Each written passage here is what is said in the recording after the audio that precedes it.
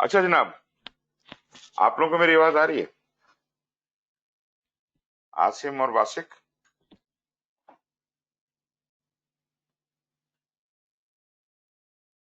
हाँ, Wasiq is here. जी sir.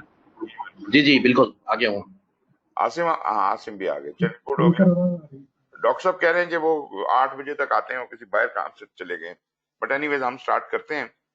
तो मैंने आपको ये बताया कि पार्ट 1 में 13 चैप्टर हैं और उनमें से 3 चैप्टर बेसिक कॉन्सेप्ट्स के हैं और बाकी 10 चैप्टर नॉलेज एरियाज के हैं और इनको हम डेलिबरेटली कवर करेंगे। पार्ट 2 जो है उसके अंदर वो जो हमने डोमेन्स का नाम सुना था ना, जब हम कल की क्लास कर रहे थे, हमने कहा था कि डोमेन्स में से क्वेश्चन आते हैं। वो डोमेन्स जो हैं वो स्टैंडर्ड का पार्ट है। पहले इंट्रोडक्शन का चैप्टर है, फिर 5 डोमेन्स हैं। Initiation, process group. इन डोमेन्स को यहाँ पर हम प्रोसेस ग्रुप कहते हैं। Initiating process group, planning process group, executing process group, monitoring and controlling process group और क्लोजिंग प्रोसेस ग्रुप। अब ये हैं जी वो 5 चैप्टर जो के स्टैंडर्ड में दिए हुए हैं। फिर आप आ जाइए पार्ट 3 के ऊपर। इसके अंदर अपेंडाइसिस हैं और ग्लॉसरीज हैं। इसमें टोटल 6 अपेंडाइसिस हैं, जिनमें से पहले 2 तो खैर इमटेरियल हैं। एक है वो में क्या चेंजेस हैं, दूसरे में कंट्रीब्यूटर्स के नाम लिखे हुए हैं। अगर आप कोई माइक्रोस्कोप से ढूंढेंगे तो मेरा नाम भी मिल जाएगा बीच में कहीं। उसके बाद अपेंडिक्स X3 एजाइल, आइटरेटिव और हाइब्रिड प्रोजेक्ट एनवायरनमेंट के बारे में। अब इसका जिक्र हम करेंगे लाइफ साइकिल की जब बात करेंगे, तो हम इनका जिक्र पहले 2 चैप्टर्स में आएगा, दूसरे चैप्टर में आएगा।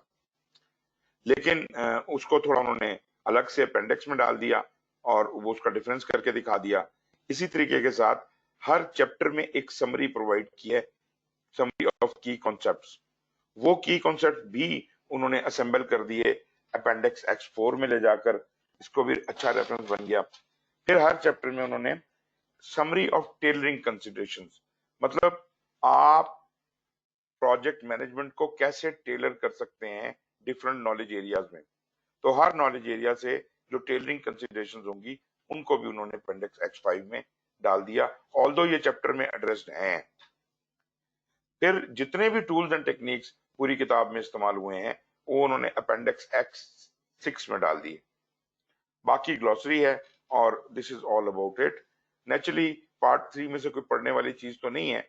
ये X3 किसी हद तक मैं आपको दिखाऊंगा और इसके अलावा कोई इतना मैटर नहीं है। पार्ट 1 शुरू करते हैं जनाब।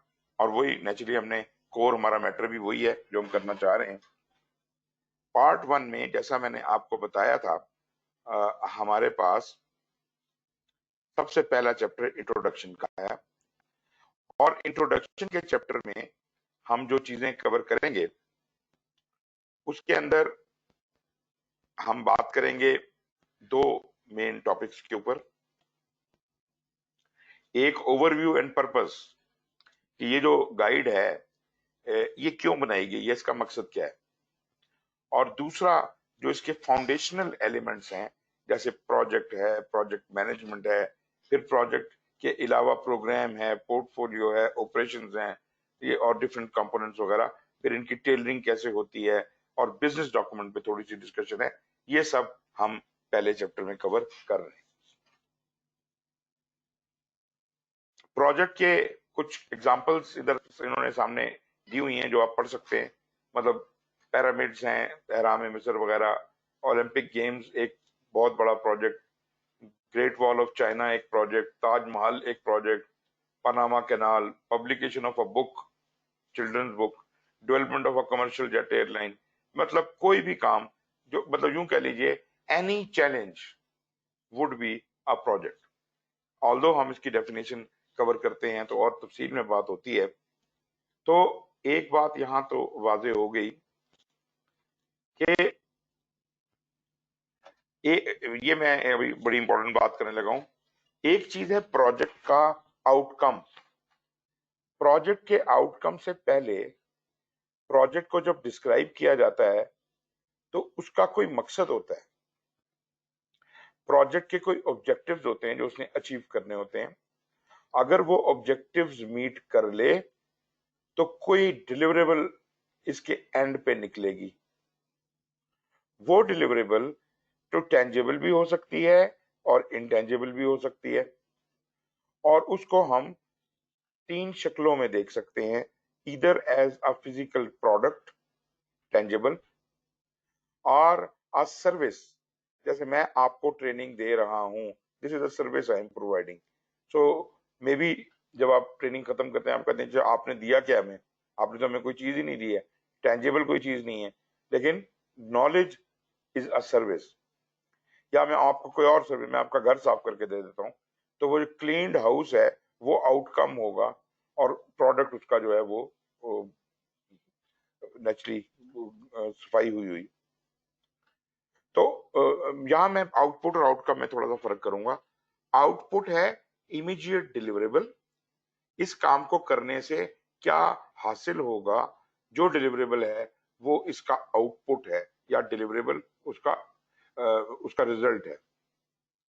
नतीजे में उसकी वजह से जो इमीडिएट गेन आपको मिलता है, मतलब साफ घर में रहने का आपको सुकून मिलेगा, इमीडिएट जो आपको उसका बेनिफिट मिलता है या गेन मिलता है, वो उसका आउटकम होता है।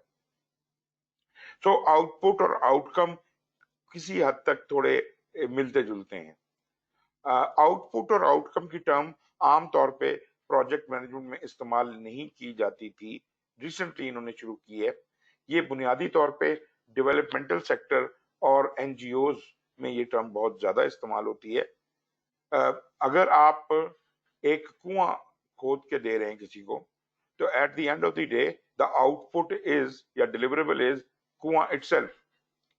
और कुएं से जो इमीडिएट फायदा है, लोग अब उससे पानी पी सक रहे हैं, एक खास नंबर ऑफ गैलन्स पानी उससे रोज निकल रहा है, this is the outcome. But क्या यही आउटकम टारगेट था? अल्टीमेट बेनिफिट इस प्रोजेक्ट से क्या होना था? प्रोजेक्ट करने का जो मकसद था, जो ऑब्जेक्टिव था, वो तो उस लॉन्ग टर्म बेनिफिट के लिए था। मैं से कि आपने कहा जा कि यहाँ से कोई 500 गैलन रोज का पानी निकलेगा, इतनी कैपेसिटी आपने प्रोड्यूस कर दी, तो वो 500 गैलन से इस इलाके के कितने घरानों में कितने साल तक पानी जाता रहेगा? ये असल में आपका टारगेट वो था कि अगले 5 साल के लिए इन लोगों को पानी की प्रोविजन करना फॉर ड्रिंकिंग पर्पसेस। उस प्रोविजन के लिए आपने कुआं खोदा, जो कि प्रोजेक्ट था। कुआं खुद गया तो कुआं आउटपुट था, उस आउटपुट से उनको पानी एक्वायर हो गया, इमीडिएट बेनिफिट आ गया, उसका इमीडिएट आउटकम आ गया, और लॉन्ग टर्म बेनिफिट ये है कि अगले 5 साल तक ये पानी इनको मिलता रहेगा।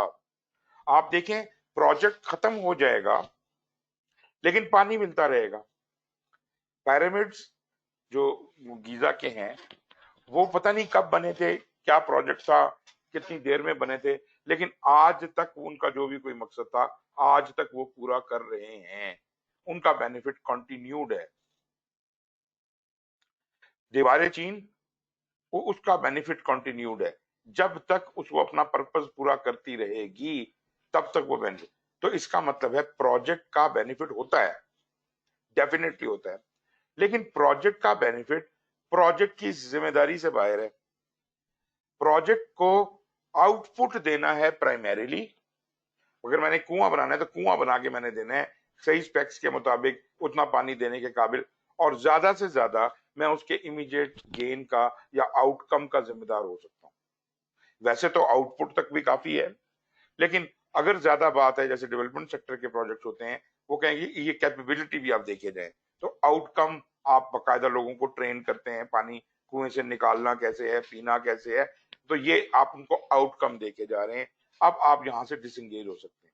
ये डिपेंड करता है आपकी जो भी कोई कॉन्ट्रैक्ट है उसकी क्या शरायत है। अगर कॉन्ट्रैक्ट ये कह रहा है कि बस डिलीवरेबल हमारे वाले करो, यूजर एक्सेप्टेंस होगी और उसके बाद आपकी छुट्टी, तो प्रोजेक्ट खत्म हो जाएगा। अगर वो कहता है नहीं, आपने ये चीज जो बना दिया है कुआं, इसको चला के भी दें और हमें ट्रेन भी करके दें और ट्रांजिशन भी करके दें, तो फिर ये भी आपके प्रोजेक्ट का पार्ट होगा।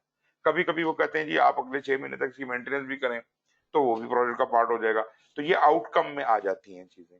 लेकिन जो लॉन्ग टर्म उसके बेनिफिट्स हैं, और बेशक प्रोजेक्ट को बनाते वक्त लॉन्ग टर्म बेनिफिट्स ही मद्देनजर रखे गए थे, लेकिन प्रोजेक्ट मैनेजर की जिम्मेदारी में लॉन्ग टर्म बेनिफिट नहीं आते। हाँ, अलबत्ता ये जरूर है कि अगर 5 साल के लिए ये बेनिफिट देना था, तो आप ऐसा कुआं खोद के जाएंगे या ऐसा कुआं बना के जाएंगे जो 5 साल तक चल सकता हो। लेकिन उसको चलाने की जिम्मेदारी और उस फायदे को उठाने की जिम्मेदारी आपकी नहीं है। लेकिन जिस किसी ने भी आपको ये कुआं खोदने का हुक्म दिया है, वो उस बेनिफिट का जिम्मेदार है। वो आपसे ये प्रोजेक्ट करवा लेगा और इसका जो आउटपुट या आउटकम है वो किसी और के हवाले कर देगा, मतलब ऑपरेशंस के हवाले कर देगा। वो लोग उसको उससे फायदा उठाते रहेंगे, और इस फायदे को कि ये मिल रहा है कि नहीं मिल रहा और कंटिन्यू 5 साल तक मिलता रहेगा, ये मैंने नहीं देखना एज अ प्रोजेक्ट मैनेजर। ये मेरे स्पॉन्सर ने या हुक्म देने वाले ने, उसका निजाम है, उसका इंतजाम है। ठीक है जी। लेकिन एक बात ध्यान में जरूर बिठा लीजिएगा, हर प्रोजेक्ट का बेनिफिट जरूर होता है, लेकिन बेनिफिट आपकी जिम्मेदारी में, प्रोजेक्ट मैनेजर की जिम्मेदारी में नहीं आता। राइट। हाँ, अलबत्ता ये जरूर है कि जब मैं प्रोजेक्ट कर रहा था, कुआं खोद रहा था, पानी निकला, पानी जो ही निकला मैंने लोगों को प्रोवाइड करना शुरू कर दिया, तो कुछ बेनिफिट्स या आउटकम्स आने प्रोजेक्ट के दौरान ही शुरू हो जाते हैं। उस हद तक बेनिफिट्स की हम जिम्मेदारी कबूल करते हैं, लेकिन बियॉन्ड आउटकम प्रोजेक्ट जिम्मेदार नहीं होता। एक और एग्जांपल आपको दे देता हूं। मिसाल के तौर पे आपको प्रोजेक्ट दिया गया कि construct a school, a primary school for this region. Purpose उसका क्या था कि इस स्कूल में कोई, इस इलाके में कोई प्राइमरी स्कूल नहीं है और यहाँ पर इतनी आबादी है, उसमें इतने बच्चे सालाना पढ़ते हैं, सालाना आते हैं जो कि अनपढ़ रह जाते हैं। तो आपने इतनी कैपेसिटी क्रिएट करनी है कि ये थे कि 500 बच्चा पर ईयर यहाँ से पढ़ के निकले, और आपको टारगेट दिया गया है कि आपने 50,000 बच्चों, ये स्कूल कंस्ट्रक्ट करने का की वजह है कि आपने 50,000 बच्चे पढ़ाने हैं यहाँ से। तो अब 50,000 बच्चे पढ़ाने की कैपेसिटी बिल्ड करना ये प्रोजेक्ट मैनेजर का काम है। और एक वक्त में कितने मैक्सिमम बच्चे होंगे, ठीक है जी, ताकि स्कूल का डिजाइन इतना बड़ा हो कि उसमें वो सब क्लासें बन सकें और सारा हिसाब किताब हो, ये प्रोजेक्ट मैनेजर का की डोमेन है। एंड सेकेंडली, वो स्कूल कितनी लाइफ होगी और कितना मजबूत बनाया जाएगा, वो कोई 10 साल 15 साल जो भी उसका टाइम है 50,000 पूरे होने में, उतनी देर तक के लिए स्ट्रेंथ हो, ऐसा डिजाइन बनाया जाएगा। तो बेशक प्रॉफिट बेनिफिट्स को मद्देनजर रख के ही प्रोजेक्ट डिजाइन किया जाता है। ये प्रोजेक्ट मैनेजर नहीं कह सकता कि जनाब ये मुझे मुझे तो कहा था स्कूल बना दो, मैंने बना दिया, अब ये मैं 50 साल का नहीं बनाया तो क्या हुआ। ऐसा नहीं हो सकता। Project manager must know the benefits, must know the objective, must know the organisational strategy, जिसकी वजह से ये किया जा रहा है, क्योंकि उसने उस स्ट्रेटजी को सेटिस्फाई करवाना ही करवाना है। तो जो वो डिजाइनिंग करेगा या जो भी कोई वो इम्प्लीमेंटेशन करेगा, वो उसके मुताबिक करेगा। लेकिन उसकी जिम्मेदारी वहां खत्म हो जाती है जब वो चीज हैंड ओवर करके किसी को, प्रॉपर जो भी कोई लिखा हुआ है कॉन्ट्रैक्ट में कि आपने जनाब ये यहाँ के लोगों को ट्रेन करके हैंड ओवर करके सिखा के, और फिर आपको साइन ऑफ मिलेगा कि अब आपका प्रोजेक्ट खत्म हो गया।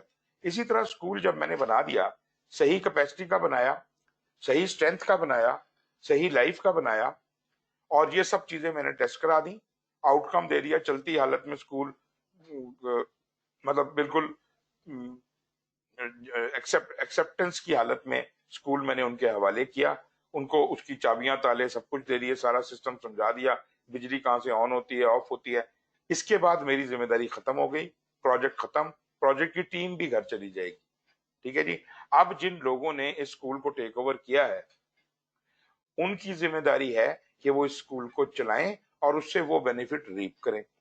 हो क्या रहा है कि हम प्रोजेक्ट्स तो बना देते हैं जबरदस्त, स्कूल बन गए, फंडिंग आई थी, 500 स्कूल बनाने थे पाकिस्तान में, उस फंडिंग से 500 स्कूल बना दिए गए। लेकिन उन 500 स्कूलों को चलाने का कोई निजाम ही नहीं बनाया, किसी ने टेक ओवर ही नहीं किए, और उसके बाद उन स्कूलों में भैंसें बांध दी गई, उसमें कुछ और खुल गया। ये किसका कसूर है? क्या प्रोजेक्ट मैनेजर का कसूर है इसके अंदर? प्रोजेक्ट मैनेजर ने तो ये स्कूल इस हिसाब से बनाया था जिस पर्पस के लिए उसको इस्तेमाल होना था। लेकिन आपने क्या किया? तो इसका मतलब है कि ये जो ऑपरेशन में लेके आने वाले लोग हैं, उसका निजाम इंतजाम उन्होंने संभालना है और उन्होंने वो बेनिफिट रीप करना है। मेरा ख्याल है कि ये मेरा पॉइंट अच्छी तरह से ड्राइव होम हो गया होगा कि हम किस तरीके के साथ प्रोजेक्ट के ऑब्जेक्टिव, स्ट्रेटेजी, प्रोजेक्ट के ऑब्जेक्टिव, प्रोजेक्ट का आउटकम और बेनिफिट्स, ये चीजों में थोड़ा मुश्किल है लोगों का डिफरेंशिएट करना। नहीं समझते लोग, पढ़ाने वाले भी नहीं समझते और पढ़ने वाले भी नहीं समझते। तो ये थोड़ा इसको समझने की जरूरत है कि ये किस तरह से परफॉर्म करते हैं। जी जनाब, आसिम क्या ख्याल है आपका? ये कुछ बात समझ आई है कि नहीं आई है?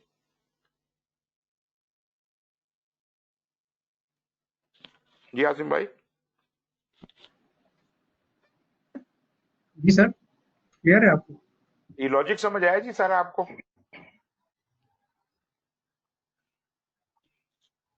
जी सर, बिल्कुल। आप बहुत इजी उसमें समझा रहे हैं और बड़ा स्लोली स्लोली लेके क्लियर है। Okay Wasiq, are you okay with it और should I explain it again? बिल्कुल सर, बिल्कुल 100%। Wonderful wonderful. अच्छा जी, ये बात अगर बस थोड़ी सी स्टैब्लिश, आवाज थोड़ी आपकी ब्रेक हो रही थी बीच में। जी जी, अच्छा आवाज ब्रेक हो रही थी सर। ये आज नेट का कोई बहुत ही कोई बुरा आदम है। हाँ, आप लोग कहते हैं तो मैं आज, लेकिन आपकी बात समझ में आ गई। अच्छा, अगर तो ऐसी बुरी हालत है तो हम आज की क्लास कैंसिल कर देते हैं, क्या कहते हैं आप लोग? नहीं, थोड़ी चलते हैं, देखते हैं। अगर ओके, बहुत ज्यादा डेड रेट होती है तो फिर करना पड़ेगा हमें। हाँ बिल्कुल बिल्कुल। ओके जी। Okay sir. फिर जनाब अगली चीज आती है की स्किल्स एंड नॉलेज।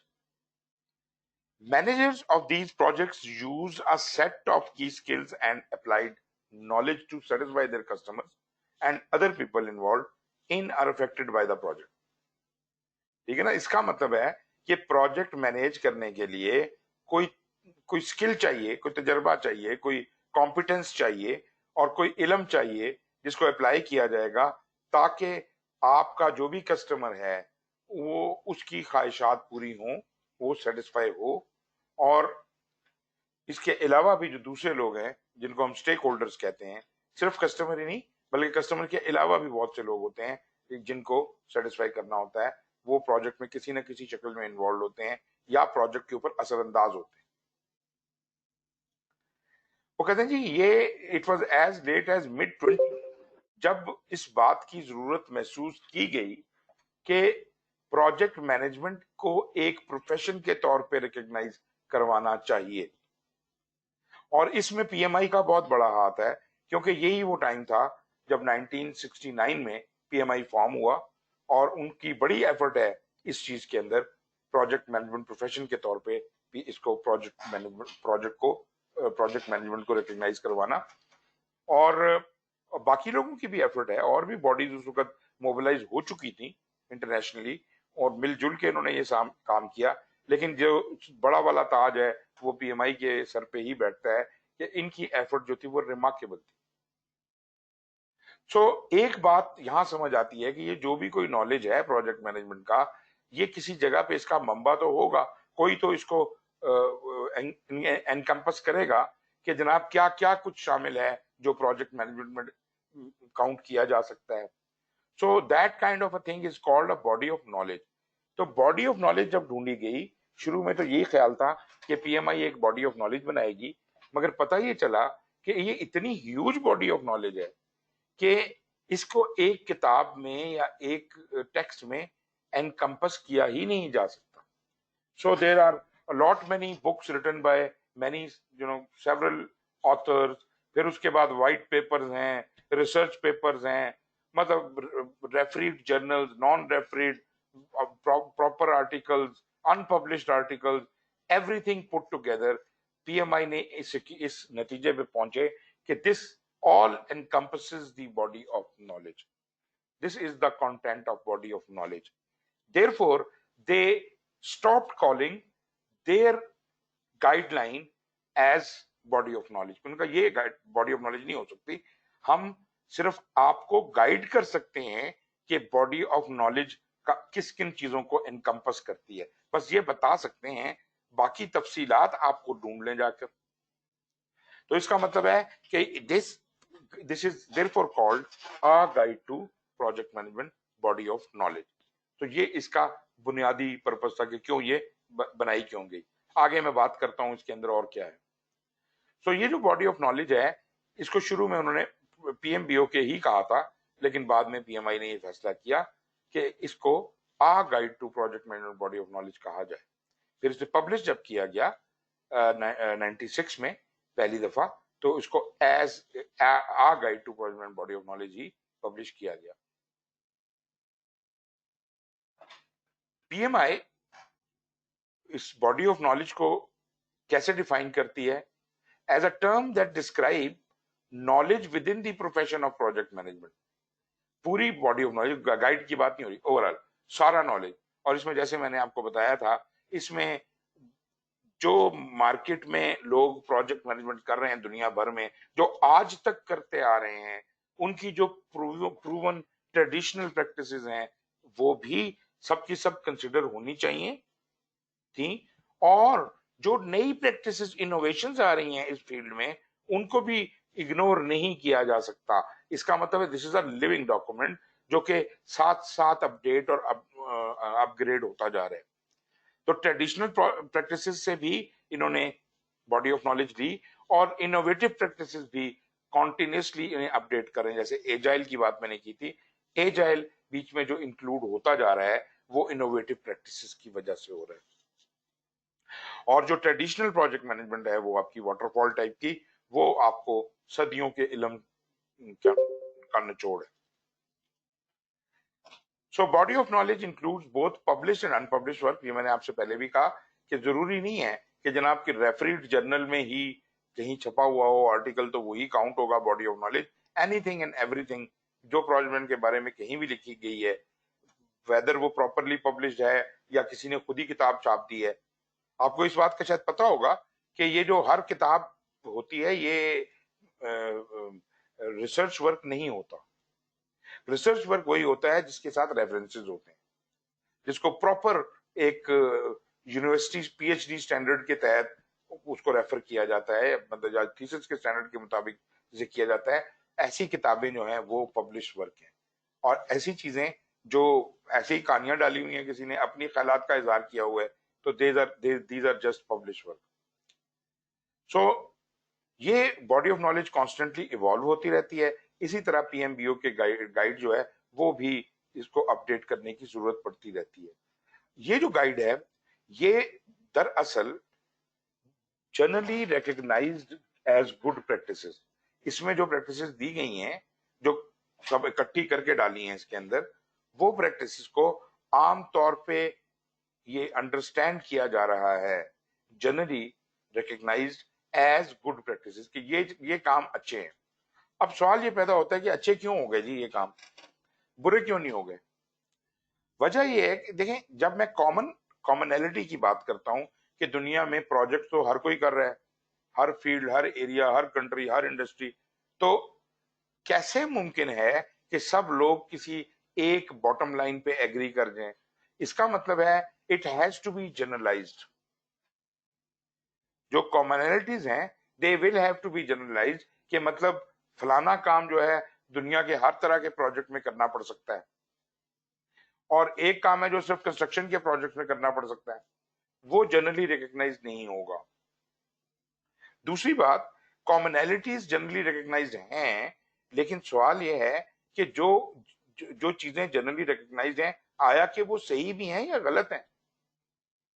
कुछ ऐसी प्रैक्टिसेस हैं, कुछ ऐसे असूल और तरीके हैं जो हम फॉलो करते हैं सीना बसीना, लेकिन वो गलत प्रिंसिपल के ऊपर बने हुए होते हैं. हम उसी पिटी हुई लाइन को साथ लेके चले आ रहे हैं हिस्टोरिकली, और हम उसी को फॉलो करते जा रहे हैं. तो दीज आर बैड प्रैक्टिसेस.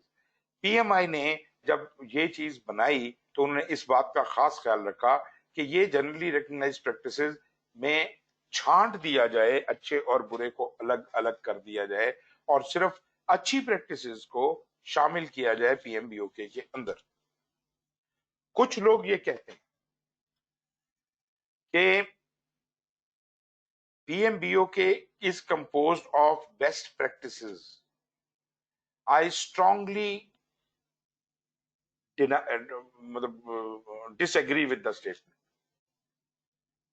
कोई मुझे बताए आप में से कि गुड प्रैक्टिस में बेस्ट प्रैक्टिस में क्या फर्क है? जी ना।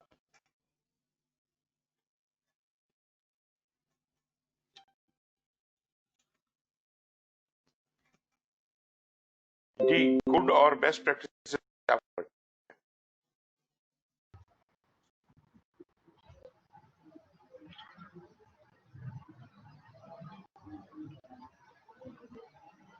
मतलब गुड प्रैक्टिसेस सर वो है जो पीएमआई इसको जो वो कर रहा है, रिकग्नाइज कर रहा है। राइट, और वो बेस्ट प्रैक्टिस क्यों नहीं है? मतलब इसलिए कि वो प्रोजेक्ट, मतलब वो चीजें मटेरियलाइज नहीं हो सकी, कुछ इस तरह की। नहीं नहीं मतलब भाई, एक एक चीज अगर गुड प्रैक्टिस है, मेरा मतलब है पीएमबीओके में सिर्फ गुड प्रैक्टिस है, बेस्ट नहीं है। मेरे ख्याल से सारी बेस्ट होनी चाहिए सर। ओके, इसका इसका यही मतलब हुआ सुहेल साहब कि वो there are more than one good practices, there are many good practices जी and the one which is the best out of them is the best. तो जाहिर है अगर हमने कोई अच्छी प्रैक्टिस को फॉलो करना है तो we must follow the best practice, not necessarily the good, because one practice may be good to you, it may not be good to me. So they cannot have variety of good practices on the same subjects, on the same issue. So one must go for the best. मैं इस हद तक तो आपसे agree करता हूं कि इन्हीं गुड प्रैक्टिसेस में से कोई बेस्ट प्रैक्टिसेस भी होंगी, और ये भी मैं एग्री करता हूं कि हर एक डिफरेंट देखने वालों का डिफरेंट पर्सपेक्टिव भी हो सकता है। मगर मेरा जो पॉइंट है वो ये है कि PMBOK is not responsible to give you best practices at all. ये उसका एजेंडा ही नहीं है, क्योंकि बेस्ट का मतलब ये है कि आपने मुकाबला किया और आपने कहा गुड तो हम पहले से थे, अच्छे तो हम पहले से थे, लेकिन अब हम सबसे आला होना चाह रहे हैं, या मैं अपने कंपटीटर से बेहतर होना चाह रहा हूं। I am better than him, I am the best. आप ये कैसे कह सकते हैं आई एम द बेस्ट जब आपको अच्छे जब आपको अच्छे और बुरे के दरमियान फर्क की तमीज नहीं है? ये बड़ा मैं इंपॉर्टेंट पॉइंट कैरी कर रहा हूं। आप चल निकले हैं कि मैं दुनिया का सबसे अच्छा आदमी हूं, टाई बांधनी नहीं आती आपको, नाक साफ नहीं करना आता आपको, तो मेरा मतलब है गुड प्रैक्टिसेस तो आती नहीं है, और आप चले हैं कि मैं दुनिया का बेहतरीन इंसान हूं। तो मतलब पहले आपने बैड प्रैक्टिसेस से परहेज करना होगा, उसके बाद फिर जो लोग गुड होंगे उनमें कंपटीशन हो पाएगा। और फिर ये एक अलग सब्जेक्ट है कि उनके दरमियान कंपटीशन कैसे होगा, ये कैसे डिसाइड होगा कि कौन सी प्रैक्टिसेस बेस्ट हैं और उनसे क्या फायदा होना है। But as far as the standard is concern, इसकी सोल रिस्पॉन्सिबिलिटी आपको सही और बुरे के दरमियान फर्क करके दिखा दे, ताकि आप बुरे काम करने छोड़ दें और सही सही काम करने शुरू कर दें। सही का मतलब ये नहीं है कि ये सबसे कोई आला तरीका है काम करने का, लेकिन जिसे कहते हैं बेयरली पॉसिबल स्टैंडर्ड होना चाहिए आपका, कि यार मैं कम अज कम सही काम तो कर रहा हूं, बेहतरीन नहीं कर रहा तो कोई बात नहीं, लेकिन कम अज कम मुझे इस बात की तो सजा नहीं दी जा सकती कि तुम गलत काम कर रहे हो। मैं गलत काम नहीं करूंगा, करूंगा मैं सही काम। तो ये मेरा पहला स्टेप है कि मैं ये पहचानूं कि मैं मतलब अच्छाई और बुराई के दरमियान फर्क करने की तमीज रखता हूं। पहला तो यही बहुत बड़ा अचीवमेंट होगी कि अगर एक इंसान अच्छाई और बुराई का फर्क जान ले, तो मेरा मतलब है इंसानियत का हक तो अदा हो गया ना, इंसानियत का तो हक अदा हो गया। अगर हम सब अच्छे हो जाएं, बेस्ट की कोई बात नहीं है, हम में से आला तरीन कौन है ये बात की बात है, अच्छों में से आला तरीन निकलेंगे। हमारा प्रॉब्लम ये है कि हमारी ऑर्गेनाइजेशन में वही बात है, नाक साफ करने की तमीज नहीं होती, ये पता नहीं होता काम करते कैसे हैं, और हम चल निकलते हैं बेस्ट प्रैक्टिसेस को फॉलो करने। आप मुझे ये बताइए, फर्ज करें आईबीएम बहुत सक्सेसफुल हुआ, आईबीएम ने अपनी 10 बेस्ट प्रैक्टिसेस एडवर्टाइज कर दी, उन्होंने कहा जी हमारी कामयाबी के ये राज हैं, ये कुछ हमने, ये 10 टॉप बेस्ट प्रैक्टिसेस हैं, इनको हमने किया तो हम आला हो गए। अब मैं एक ऐसी घटिया ऑर्गेनाइजेशन से ताल्लुक रखता हूं जिसको किबले का डायरेक्शन भी नहीं पता, ठीक है, हमें सही और गलत का फर्क भी नहीं पता, हम एड हॉक काम करते हैं। अब हमारा सीईओ उठ के कहे कि जनाब ये अब तो हम कमाल हो गया, हमारे पास तो 10 प्रैक्टिसेस राज आ गया, गोल्ड माइन आ गई, अब हम इन 10 प्रैक्टिसेस को फॉलो करेंगे और हम आईबीएम जैसे बन जाएंगे। Is it possible? इससे बेशतर कि आप बेस्ट प्रैक्टिसेस को फॉलो करना शुरू करें। अगर आप एक ऐसी हरकतें कर रहे हैं, ऐसी प्रैक्टिसेस अडॉप्ट की हुई हैं जो आपको जहन्नुम की तरफ खींचे चले जा रही हैं, मतलब नीचे से वो खींच रही हैं, ऊपर से आपकी बेस्ट प्रैक्टिसेस आपको ऊपर खींच रही हैं, तो आप तो you will be torn apart. तो पहला फर्ज ये बनता है कि आप अपनी बैड प्रैक्टिसेस से जान छुड़ाएं। मतलब यूं समझ लें कि अगर आप बैड प्रैक्टिस करेंगे तो डूब मरेंगे, और अगर आपको बैड और गुड के दरमियान फर्क पता होगा तो कम अज कम आप अपना नाक तो पानी से बाहर रख सकेंगे। भले आपका काफी जिस्म का पार्ट पानी के अंदर है लेकिन जिंदा तो रह पाएंगे। तो गुड प्रैक्टिसेस करने से बंदा जिंदा रहने के काबिल हो जाता है।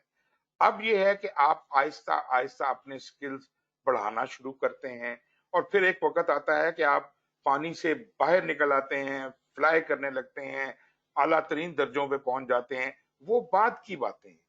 अगर एक आदमी को अपना नाक पानी से बाहर रखना नहीं आता तो वो फ्लाइट के बारे में सोच ही नहीं सकता, ठीक है जी। तो गुड प्रैक्टिसेस को रिकॉग्नाइज करना इसलिए जरूरी है कि हम बुरे काम को अवॉइड कर सकें, बुरी प्रैक्टिसेस को अवॉइड कर सकें। और जहां तक अगर आपने काम कर लिया, तो जैसे मैंने कहा ये तो इंसानियत का हक अदा हो गया, मतलब अब हम सब गुड प्रैक्टिसेस करते हैं, कॉमन गुड प्रैक्टिसेस हैं, इसमें कोई कंपटीशन भी नहीं है, आप भी सही कर रहे हैं, मैं भी सही कर रहा हूं, और हम दोनों एग्री भी कर रहे हैं कि ये सही प्रैक्टिसेस हैं। इसका मतलब है हम कंसिस्टेंटली एक स्टैंडर्ड के मुताबिक काम कर रहे हैं। We are being consistent. अब मैं एक बहुत इंपॉर्टेंट बात कहने लगा हूं। स्टैंडर्ड आपको कंसिस्टेंसी देता है, स्टैंडर्ड आपको गुड प्रैक्टिसेस देता है, और अगर आपने मतलब कोई स्टैंडर्ड उठा लें, आप दुनिया का कोई स्टैंडर्ड उठा लें, मुझे पता है कि ये मिस्टेक अक्सर हम जज्बात में करते हैं कि ये स्टैंडर्ड है, it contains good best practices. अभी कुछ अर्सा पहले जब ये 7th एडिशन के बारे में बातचीत हो रही थी, पीएमआई की वेबसाइट के ऊपर उन्होंने लिखा कि 7th edition contains best practices and so. वो किसी ने अंग्रेजी मारी होगी अपनी, तो मैंने फौरन उन्हें चैलेंज किया पीएमआई को। मैंने कहा जी how dare you call them best practices, ये बेस्ट प्रैक्टिसेस कैसे हो सकती हैं, तो स्टैंडर्ड है। और उसके जवाब में immediately they removed that statement from their website for its pester. Then they realise कि ये हमारे किसी बंदे ने गलती कर दी है, उन्होंने फौरन उसको वहां से हटाया। बेस्ट प्रैक्टिस का दर्जा कुछ और है। आप ले लें स्टैंडर्ड, ले लें आईएसओ का स्टैंडर्ड है, जानते हैं ना सारे लोग आईएसओ स्टैंडर्ड। आईएसओ स्टैंडर्ड किस चीज का स्टैंडर्ड है जी?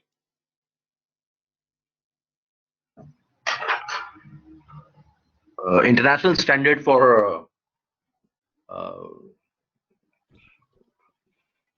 आगे भूल गया सर मैं, इंटरनेशनल स्टैंडर्ड। वो तो आईएसओ तो इंटरनेशनल स्टैंडर्ड्स ऑर्गेनाइजेशन है ना, ऑर्गेनाइजेशन। या हाँ, ये किस चीज का? ये बेसिकली क्वालिटी वगैरह के लिए, क्वालिटी के लिए, प्रोसेसेस के लिए, प्रोसेस इंप्रूवमेंट के लिए, बुनियादी तौर पे क्वालिटी ही के लिए, राइट।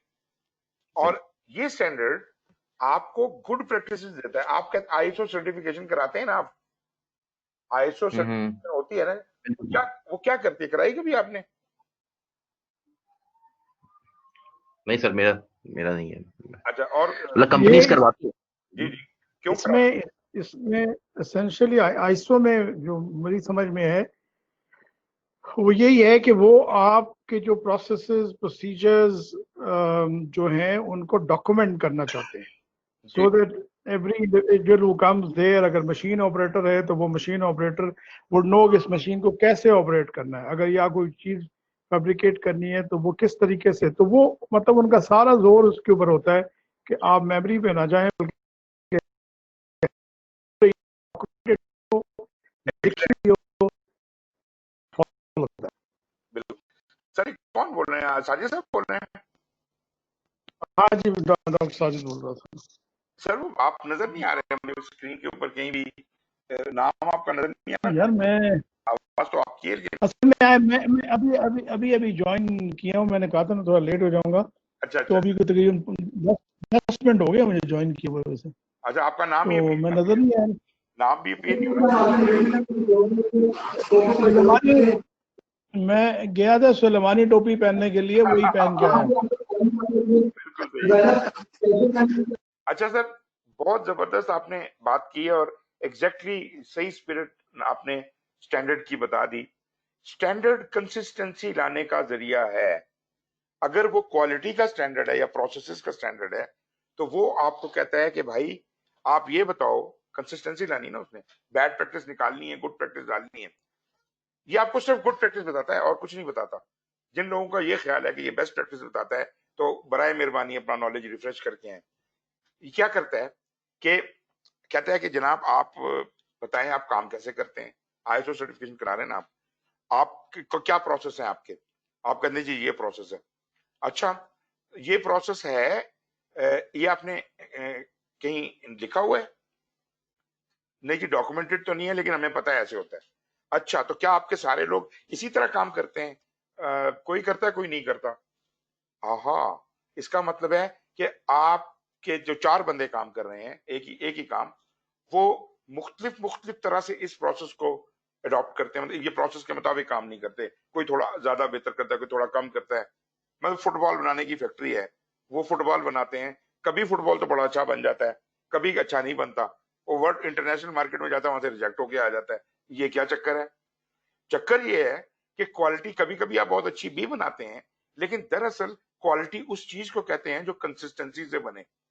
आपके ऊपर कोई एतबार नहीं करेगा, because you are not being consistent. अगर आपने कंसिस्टेंट होना है, तो जो आपकी बेस्ट क्वालिटी का प्रोसेस है उसको डॉक्यूमेंट करें और बाकी तमाम लोगों के ऊपर ये अ, लाजिम करार दे दें कि उन्होंने एग्जैक्टली इसी प्रोसेस के तहत काम करना है, अपनी नहीं मारनी बीच में किसी ने। अगर वो सब एक ही प्रोसेस के तहत काम करेंगे, तो उनका काम का रिजल्ट भी एक ही तरह का होगा और एक ही तरह की क्वालिटी बाहर निकलेगी। Although I am not saying कि बेस्ट क्वालिटी बाहर निकलेगी, मगर कोई सम क्वालिटी निकलेगी। तो इसका मतलब है कि आप आईएसओ की वजह से, डॉक्यूमेंटेशन करने की वजह से, कंसिस्टेंसी लाने की वजह से आपकी क्वालिटी का एक लेवल सेट हो गया। जो एक्सेप्टेंस अगलों ने लेनी है वो आपको इस हिसाब से देखेंगे। ये तो हो गया प्राइमरीली फायदा कि हम जो कर रहे थे हमने डॉक्यूमेंट कर लिया और हमने अपनी एक क्वालिटी का स्टैंडर्ड अचीव कर लिया, गुड प्रैक्टिसेस हमने यहां तक अचीव कर ली। अब सवाल ये पैदा होता है कि अब क्या करें? अब आप ये करें कि आप अपनी प्रोसेसेस को रिव्यू करते रहा करें। ये भी आईएसओ कहता है, अपनी प्रोसेसेस को रिव्यू करें और कॉन्टिन्यूसली इंप्रूव करें। आप अपनी क्वालिटी कैसे बढ़ा सकते हैं? आपने हर प्रोसेस को रिव्यू करते रहना है और इस तरह खूब से खूब तरह चलते रहेंगे। So standard just told you कि आप किस तरह से एक तो कंसिस्टेंसी लाएंगे और दूसरा कॉन्टिन्यूस इंप्रूवमेंट कैसे करेंगे। कहानी खत्म। कहीं आईएसओ में बेस्ट प्रैक्टिसेस का जिक्र भी नहीं है। पूरे आईएसओ की डॉक्यूमेंटेशन कोई देख ले, आईएसओ में या किसी भी स्टैंडर्ड की किताब में बेस्ट प्रैक्टिसेस का कोई जिक्र नहीं। जब बेस्ट प्रैक्टिसेस की बात आती है तो ये आती है कि अगर आप ISO सर्टिफाइड हैं तो अब ये सवाल पैदा होता है कि आप कितने आला हैं।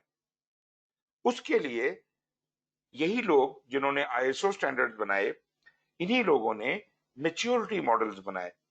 याद रखिएगा, बेस्ट प्रैक्टिसेस मेजर करने के लिए स्टैंडर्ड की जरूरत नहीं है, उसके लिए मैच्योरिटी मॉडल की जरूरत है। आप जो प्रोग्रेसिव एलेबोरेट करते करते आज जहां पहुंचे हैं और आज आप दावेदार हैं कि हम बहुत आला हैं, देखते हैं आप कितने आला हैं। फिर आपको कंपेयर कराया जाता है दूसरी ऑर्गेनाइजेशंस के साथ और इसकी बाकायदा लेवलिंग कर दी जाती है, टीयर 1, टीयर 2, टीयर 3। अगर आप टीयर 1 तक हैं, आपको कहेंगे जी अच्छा ठीक है, हम आपको मैच्योरिटी लेवल 1 पे रखते हैं। हैं कितने लेवल 4 या 5 होंगे, तो आप अब ये इंप्रूवमेंट्स करें, फिर आपको 2 पे ले जाएंगे। जब आप ये पास कर लेंगे फिर 3 पे ले जाएंगे और आला तरीन दर्जा होगा जब आप से लेवल 4 पे पहुंच जाएंगे। लेवल 4 का मतलब है कि टॉप ऑफ द लाइन जो ऑर्गेनाइजेशन है इंटरनेशनली, वो लेवल 4 पे खड़ी होती हैं। तो ये है मुकाबले की जंग, और ये बेस्ट प्रैक्टिसेस का ताल्लुक सिर्फ मैच्योरिटी मॉडल से होता है, कतअन स्टैंडर्ड से नहीं होता। होप मेरी बात आप लोगों को समझ आई होगी। जी जनाब, एनी डिफरेंसेस?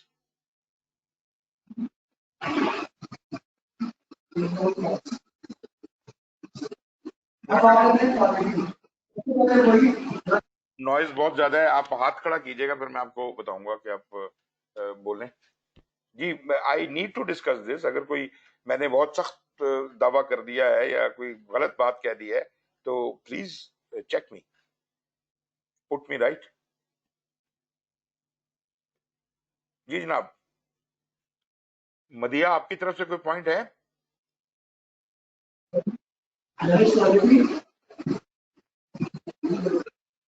मदिया हाथ खड़ा करेंगे अगर आपको मतलब पॉइंट है तो। जी अभी बोलिएगा।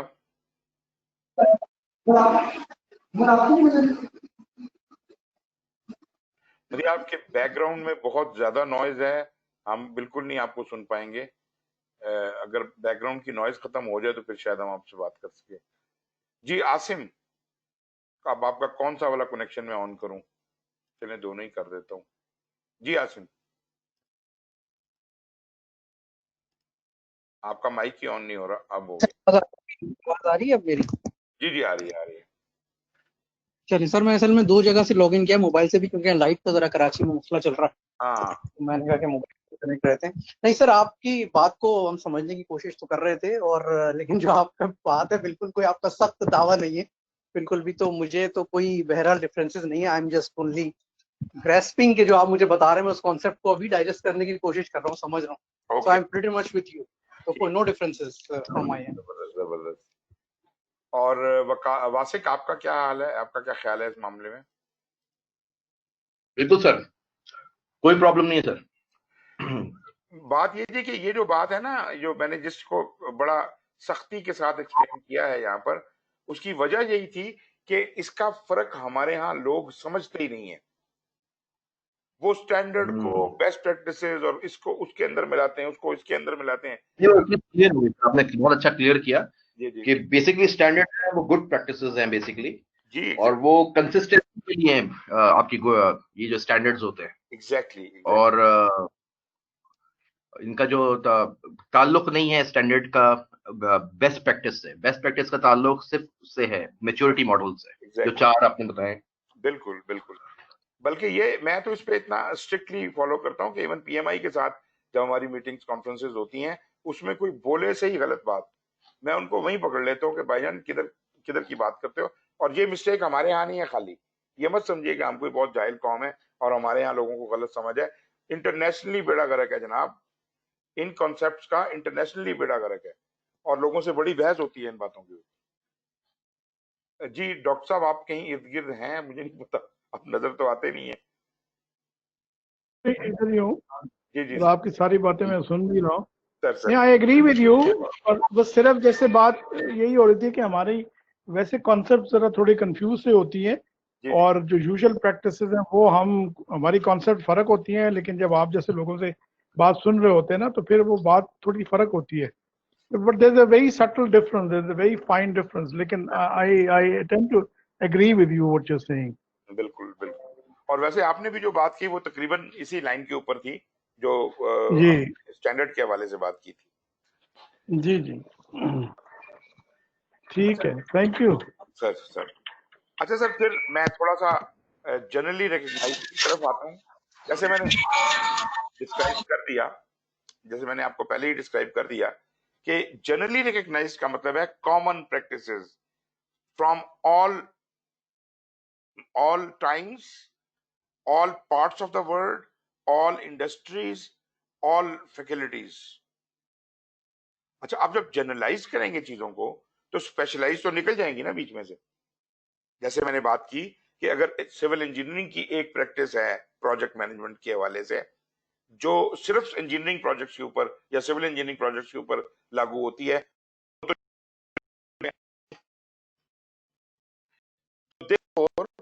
ये जेनेरिक प्रैक्टिसेस होंगी, ये स्पेशलाइज्ड नहीं होंगी। और यही वजह है, आपको याद होगा कि पीएमआई ने कुछ वो निकाले हुए थे, एक्सटेंशंस निकाली हुई थी कि जी इंजीनियरिंग वाले लोग जो है, कंस्ट्रक्शन वाले लोग जो है, वो इन एडिशन टू पीएमबीओ के, मतलब in addition to the generic practices, वो जरा थोड़ी इससे हायर लेवल पे चले जाएं और अपनी इंजीनियरिंग की प्रैक्टिसेस भी शामिल कर लें। तो वो इंजीनियरिंग की प्रैक्टिसेस को मिला के एक और लेवल ऑफ जनरलिटी बन जाता है। ऑल्दो उसको भी मैं ये नहीं कहूंगा कि वो स्पेसिफिक है, हाँ वो स्पेसिफिक टू कंस्ट्रक्शन जरूर है, लेकिन कंस्ट्रक्शन में भी बड़ी किस्म की कंस्ट्रक्शन है, उनमें भी कुछ जनरलाइजेशन करने की जरूरत पड़ी होगी उन्हें। तो ये चीज की जरूरत है और ये हमें इतना, we should be wake up to this fact that हमें इन प्रैक्टिसेस को, पीएमबीओ को खुदा नहीं मानना। जेनेरिक प्रैक्टिस है और इसके ऊपर आप बहुत कुछ ऐड कर सकते हैं। अगर मैं इसको देखूं अपने पर्सपेक्टिव से, अपनी कंट्री के पर्सपेक्टिव से, तो हमें अपने मुल्क में अपनी प्रैक्टिसेस के हवाले से, वो कहते हैं ना जी ये इधर नहीं चलता, भाई क्यों नहीं चलता, दीज आर जेनेरिक प्रैक्टिसेस, बिल्कुल चलेंगी। असल में हमारा एक और बहुत बड़ा मिसकंसेप्शन है, वो ये है कि हम जो गंद घोलते हैं वो यहाँ की जेनेरिक प्रैक्टिस है। Sorry sir, bad practice is a bad practice, can never be a good practice. रिश्वत लेना कभी भी जायज नहीं हो सकता किसी भी मजहब में, किसी भी प्रैक्टिस में। झूठ बोलना कभी भी जायज नहीं हो सकता। अब वो आप अंग्रेजी बोलते हैं कि जी वो जरा थोड़ा सा क्या क्या कहते हैं कि तो किसी के फायदे के लिए झूठ बोल लिया जाए। This is a non Muslim approach, truly a non Muslim approach. अगर झूठ नहीं बोल सकते तो भाई खत्म बात, नहीं बोल सकते। इसी तरह जो बैड प्रैक्टिस है वो आपको नहीं करनी है। अब बात यह ना कि जैसे खुदा ने आपको बता दिया कि ये अच्छा है, ये बुरा है, ये करो ये ना करो, ये हराम है ये हलाल है। अब लेकिन जिंदगी तो आपको दे दी ना, आप बीच में हलाल भी करते रहते हैं और हराम भी करते रहते हैं, लेकिन कोई फर्क तो है ना, पता तो है ये मैं गलत कर रहा हूं। इसी तरह स्टैंडर्ड आपको मिल गया, प्रोजेक्ट मैनेजमेंट करें, भले बैड प्रैक्टिसेस अप्लाई करें, हमें क्या, ये तो एक गाइडलाइन है उन्होंने प्रोवाइड कर दी। वो कोई ऐसी बॉडी तो नहीं वहां बैठी हुई कि जो कानून लागू कर सके। तो PMI is a volunteer body जो सिर्फ आपकी मदद के लिए उन्होंने एक गाइडलाइन बनाई और आपको दे दी। अब आप, और साथ कह भी दिया कि भाई सब कुछ ऑप्शनल है, तो मर्जी, जो दिल करता है करें। लेकिन अगर आप इन दी हुई प्रैक्टिसेस को फॉलो करने की कोशिश करेंगे तो आपकी कामयाबी के चांसेस बढ़ जाएंगे। लेकिन अगर आप इनको फॉलो करेंगे तो कोई गारंटी नहीं है कि कामयाबी आपको होगी। अब इसकी क्या वजह है? उसकी वजह है inherent uncertainty in projects. Projects are different from operations.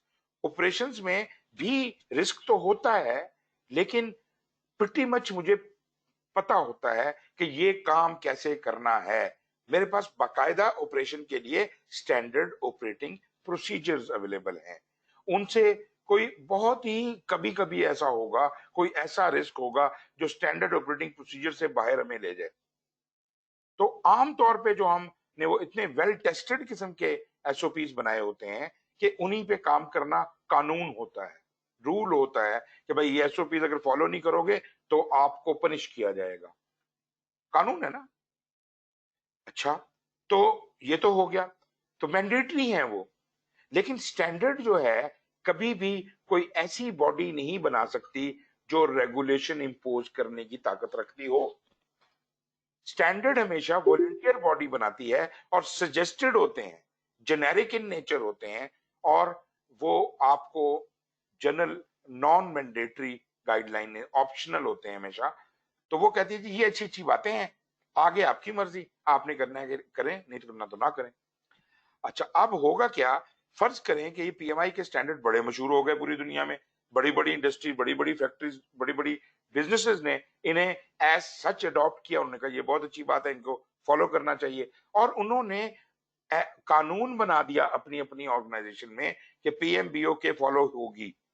अब ये जो उन्होंने कानून बना दिया, ये उनका अपना बिजनेस है, ये उन्होंने मैंडेटरी करार दिया है अपनी ऑर्गेनाइजेशन के अंदर, दूसरों के लिए तो मैंडेटरी नहीं है।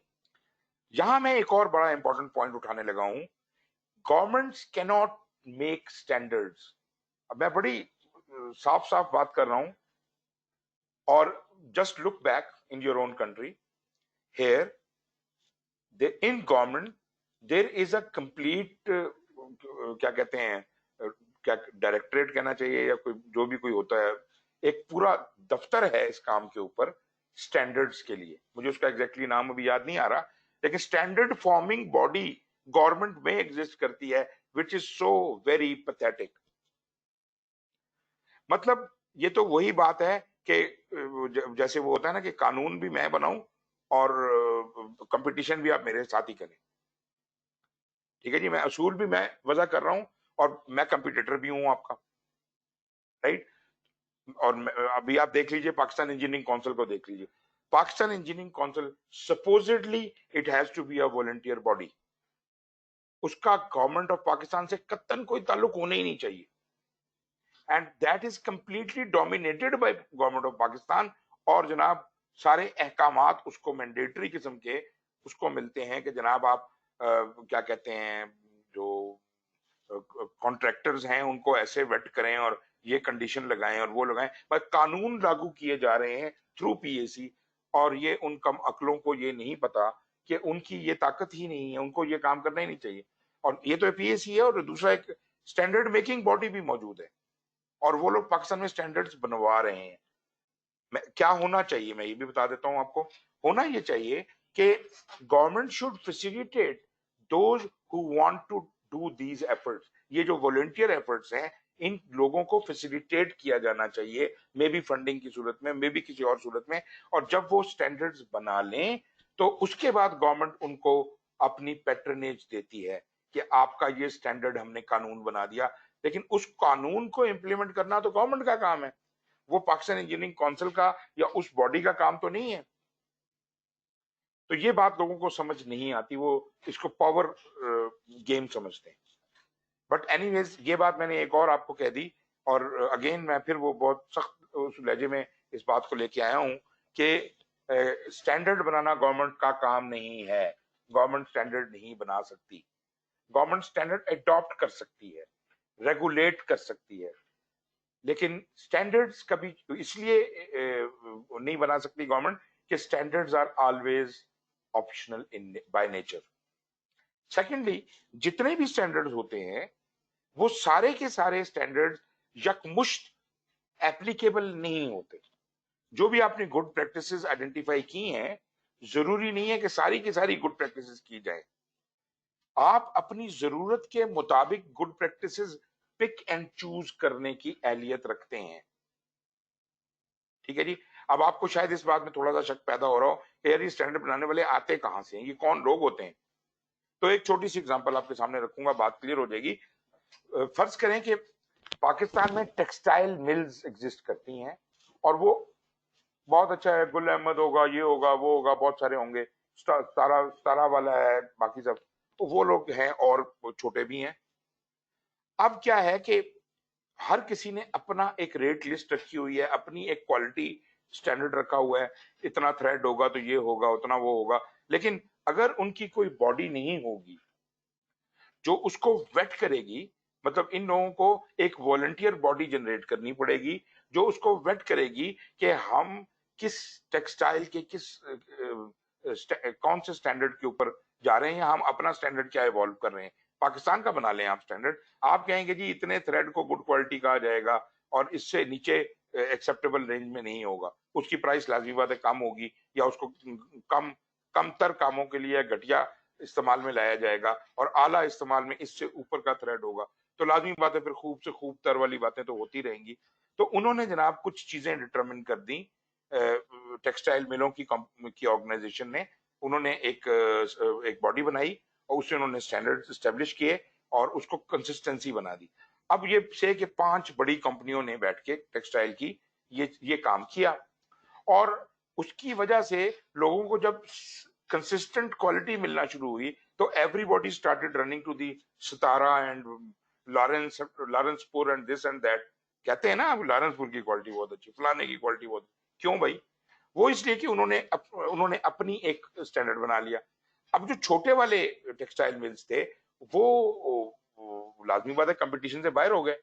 अब उन्होंने क्या करना है कि they have to seek membership of this and they have to be part of this and then they have to compete, ताकि वो भी उस मिनिमल स्टैंडर्ड तक पहुंच सकें। मतलब वो जो एक्सेप्टेड प्रिंसिपल्स हैं या एक्सेप्टेड स्टैंडर्ड है, जो गुड प्रैक्टिस है, उस तक पहुंच सकें। और अगर वो एक छोटी कंपनी भी उस तक पहुंच जाएगी, वो भी गुड प्रैक्टिस में आ जाएगी, वो भी गुड क्वालिटी का माल बनाना शुरू कर देगी, उसकी भी वुकत बढ़ जाएगी। इस तरीके के साथ ये लोग मिलते जाते हैं और ये लश्कर इनका बनता जाता है और अल्टीमेटली एक रिकग्नाइज्ड नेशनल बॉडी या इंटरनेशनल बॉडी इवॉल्व हो जाती है। इन चीजों को एनकरेज करने की जरूरत है पाकिस्तान में। हम लोग इनको इनकरेज नहीं करते, बल्कि वो लेबर यूनियन टाइप चीजें बन जाती हैं। वो ब्लैकमेलर्स इकट्ठे हो जाते हैं ग्रुप बना के और वो गवर्नमेंट को उल्टा ब्लैकमेल करते हैं, शुगर वाले और ये वाले और वो वाले, और वो बेड़ा गर्क कर देते हैं मुल्क का। तो हमें इस चीजों के ऊपर, वो कहते हैं ना कि शेर की नजर रखनी होती है गवर्नमेंट को। मतलब अभी जैसे ये पेट्रोल वाला मसला हुआ, इन्होंने कहा जी ओहो पेट्रोल सस्ता हो गया और इन्होंने जनाब इन्होंने शॉर्टेज कर दी। भाई बड़ी सीधी सी बात है, गधे को भी समझ आता है कि यार अगर ऐसा हो रहा है तो गलत हो रहा है ना। तो कोई लोग जो मैनिपुलेट कर रहे हैं उनका गला दबाने की जरूरत है, बजाय इसके कि आप उनकी बातें मानना शुरू कर दें।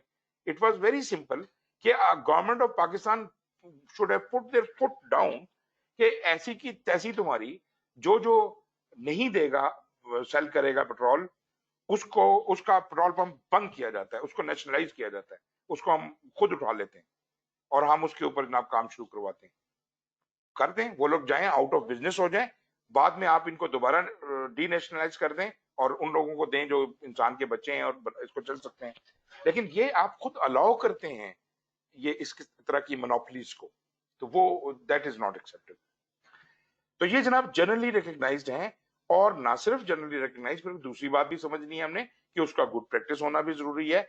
मतलब there is a general agreement कि ये जो एप्लीकेशंस हैं या मतलब ये जो नॉलेज है, ये जो स्किल्स हैं, टूल्स हैं, टेक्निक्स हैं, इनके ऊपर जनरल एग्रीमेंट है कि यार ये चीजें अगर की जाएं तो प्रोजेक्ट मैनेजमेंट ऐसे तरीके से हो जाती है और कामयाबी के चांसेस बढ़ जाते हैं और ये हमें अपनी एक्सपेक्टेड बिजनेस वैल्यू देगा। तो ultimately this is how a good practice is defined. ठीक है जी, मेरा मतलब है कि है, मतलब इवन आईएसओ के अंदर भी ये चीजें डिफाइंड हैं, लेकिन मेरा ख्याल है कि जितने आला तरीके से इसने यहाँ पे डिफाइन किया बात को, वो शायद कहीं और हमें इतने जबरदस्त अल्फाज में नहीं मिलता। वो कहते हैं mean there is a general agreement that the application of knowledge, skills, tools and techniques to project management process can enhance the chances of success over many projects in delivering the expected business value and results. वो अलग बात है कि थोड़ी बहुत अंग्रेजी का फर्क होता है, अगर आईएसओ वाला लिख रहा होगा तो वो थोड़ी टर्मिनोलॉजी शायद और बोले, वो बिजनेस वैल्यू की जगह कोई और चीज बोल दे, लेकिन अनटिल एंड अनलेस उनका मकसद एक ही है और वो एक ही चीज को पोर्ट्रे कर रहे हैं तो ठीक है, तो हमें उसमें कोई एतराज नहीं है। लेकिन यहाँ पे जो टर्मिनोलॉजी इस्तेमाल हो रही है ये इंटरनेशनल टर्मिनोलॉजी है। बिजनेस वैल्यू उठा लीजिए, किताबें निकालें, बिजनेस वैल्यू को एक्सप्लोर करें, आपको अंदाजा हो जाएगा बिजनेस वैल्यू क्या चीज है। ठीक है जी, तो ये देखिए बिजनेस की समझ होनी चाहिए, हर किसी का हक बनता है कि उसे पता हो कि यार ये क्या होता है। बिजनेस नीड क्या होती है, बिजनेस केस क्या होता है, बिजनेस फिजिबिलिटी कैसे बनती है, फिर अल्टीमेटली बिजनेस वैल्यू कैसे जनरेट होती है, बिजनेस के बेनिफिट्स कैसे आते हैं, और ये पूरी स्ट्रेटजी कैसे ओवरऑल हम इसको इम्प्लीमेंट करते हैं, इन बातों की समझ होनी जरूरी है। जी वासी।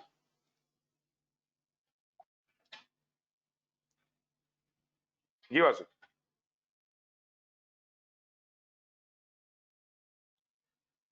वासी अनम्यूट कीजिएगा, आवाज नहीं आ रही।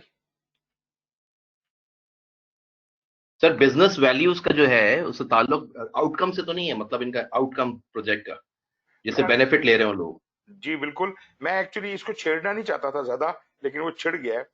बिजनेस वैल्यू का मैं एक बड़ा एक अलग सी बात है, मतलब ये हम आप पता है जिस एंगल से देख रहे हैं वो एंगल कुछ और है, मैं जिस एंगल से आपको दिखाना चाहता हूँ वो एंगल देखिएगा, आपको समझ आएगा। आप इस वक्त फर्ज करें कि कोई बिजनेस कर रहे हैं, आपके बिजनेस की अगर मैं आज आपसे कहूं what is the worth of your business right now, can you tell me that? आपकी क्या औकात है जी बिजनेस की, कितने में आज मैं खरीदना चाहता हूं, कितने में बेचेंगे? जी जनाब, can you tell me the worth of your business? No sir. Why not? आपका बिजनेस है, आपने इन्वेस्ट किया हुआ है, आपने इतने सालों से उसको चलाया हुआ है, तो क्या आप आज की तारीख में मुझे ये नहीं बता सकते कि इसकी क्या मार्केट वैल्यू होनी चाहिए? आप कितने में बेचने को चाहेंगे तो आपकी मर्जी है ना, आप बताएं ना आप कितने में। जी बिजनेस ही नहीं है सर। फर्ज कर लेना, मैंने तो आपको एक वो कहा है कि फर्ज करें कि आपका बिजनेस हो, चले नहीं है तो आप ये बताएं आप जिस ऑर्गेनाइजेशन में काम करते हैं उस बिजनेस की आज क्या वर्थ है? अगर वो बिजनेस आज वो सर ऑर्गेनाइजेशन बिक जाए तो कितने में बिकेगी? कुछ कैलकुलेशंस करनी पड़ेंगी ना। बिल्कुल करनी पड़ेगी। तो उसके नतीजे में आप एक वैल्यू, आपने भी एक एक्सपेक्टेड वैल्यू रखनी है और देने वाले ने भी एक एक्सपेक्टेड वैल्यू रखनी है, उनके दरमियान में कहीं आपकी बिजनेस वैल्यू एग्जिस्ट करती है। मैं ये नहीं कह रहा कि बिजनेस में बेचने लगा हूं, मैं सिर्फ ये कह रहा हूं इस वक्त हम कहां खड़े हैं सरमाए में, हमारा टोटल एसेट कितना है, हमारी बिजनेस वैल्यू वर्थ क्या है इस वक्त। और यहां पे ये बात जाननी जरूरी है कि बिजनेस वैल्यू सिर्फ एसेट्स का नाम नहीं है, जो फिजिकल एसेट्स हैं, टेंजिबल एसेट्स हैं, इसके अंदर बहुत सी इंटेंजिबल्स भी शामिल हो चुकी हैं। मिसाल के तौर पे आपकी कॉर्नर शॉप है और जनाब उसमें बहुत फायदा है, हर तरफ से लोग आते हैं, ये है वो है, तो आप सिर्फ दुकान तो नहीं बेच के जाएंगे, आप तो दुकान की पगड़ी भी लेके जाएंगे। होता कि नहीं होता? गुडविल। फिर आप फर्ज करें अपना अपना बिजनेस बेच के जा रहे हैं, आप अपना ब्रांड बेच के जा रहे हैं, बिजनेस नेम बेच के जा रहे हैं, आप तो उसके भी पैसे मांगेंगे। तो कहने का मतलब है एग्जैक्टली। लॉट मेनी थिंग्स जो इनटेंजिबल्स हैं लेकिन वो एड अप करती हैं आपकी बिजनेस वैल्यू में। अब ये जो भी टेंजिबल इंटेंजिबल का टोटल सम बनता है, नेट नेट टोटल बनता है, ये आपकी आज की बिजनेस वैल्यू है। अब जो बात मैं आपसे कहने वाला हूं ये इंपॉर्टेंट है, वो ये है कि हम जो कुछ भी करते हैं इस ऑर्गेनाइजेशन में, क्या उससे हमारी ऑर्गेनाइजेशन की बिजनेस वैल्यू में कोई इजाफा होता है? मैं स्ट्रेटजी की बात नहीं कर रहा, स्ट्रेटजी एक अलग बिजनेस है, लाजमी बात है हम जो कुछ करते हैं वो स्ट्रेटजी के अलाइनमेंट में करते हैं, वो एक अलग जरूरत है। लेकिन ये एक अलग जरूरत है कि जो कुछ भी हम करें बेहतरी बिजनेस वैल्यू बढ़ते रहनी चाहिए। भाई इतनी तो हमें अकल है कि पैसा वैसे भी पड़ा रहे तो बढ़ता जाता है।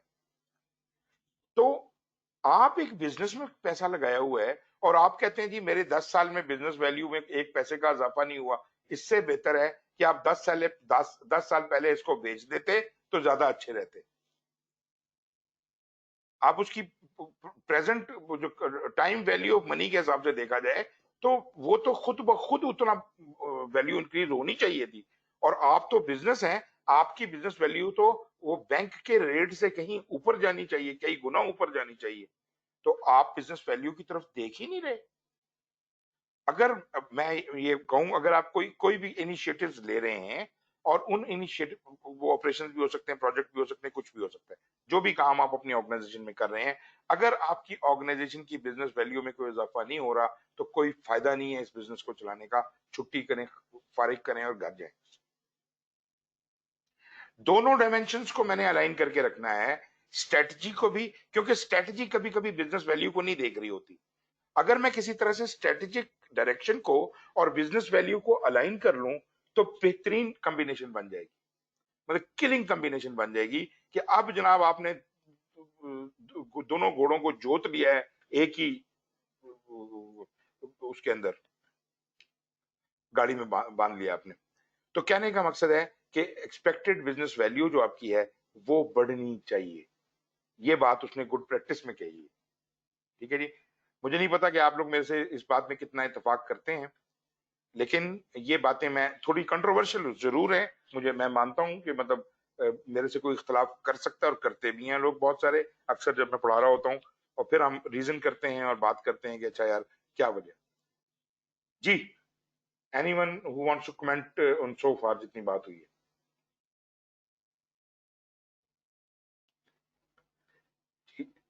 मदिया, आपकी बैकग्राउंड नॉइज खत्म हो गई, अब से बात हो सकती है?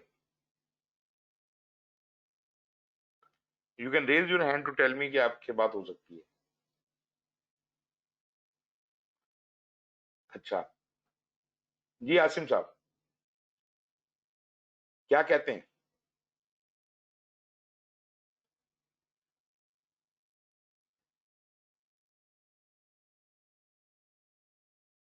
जी आसिम साहब क्या कहते हैं?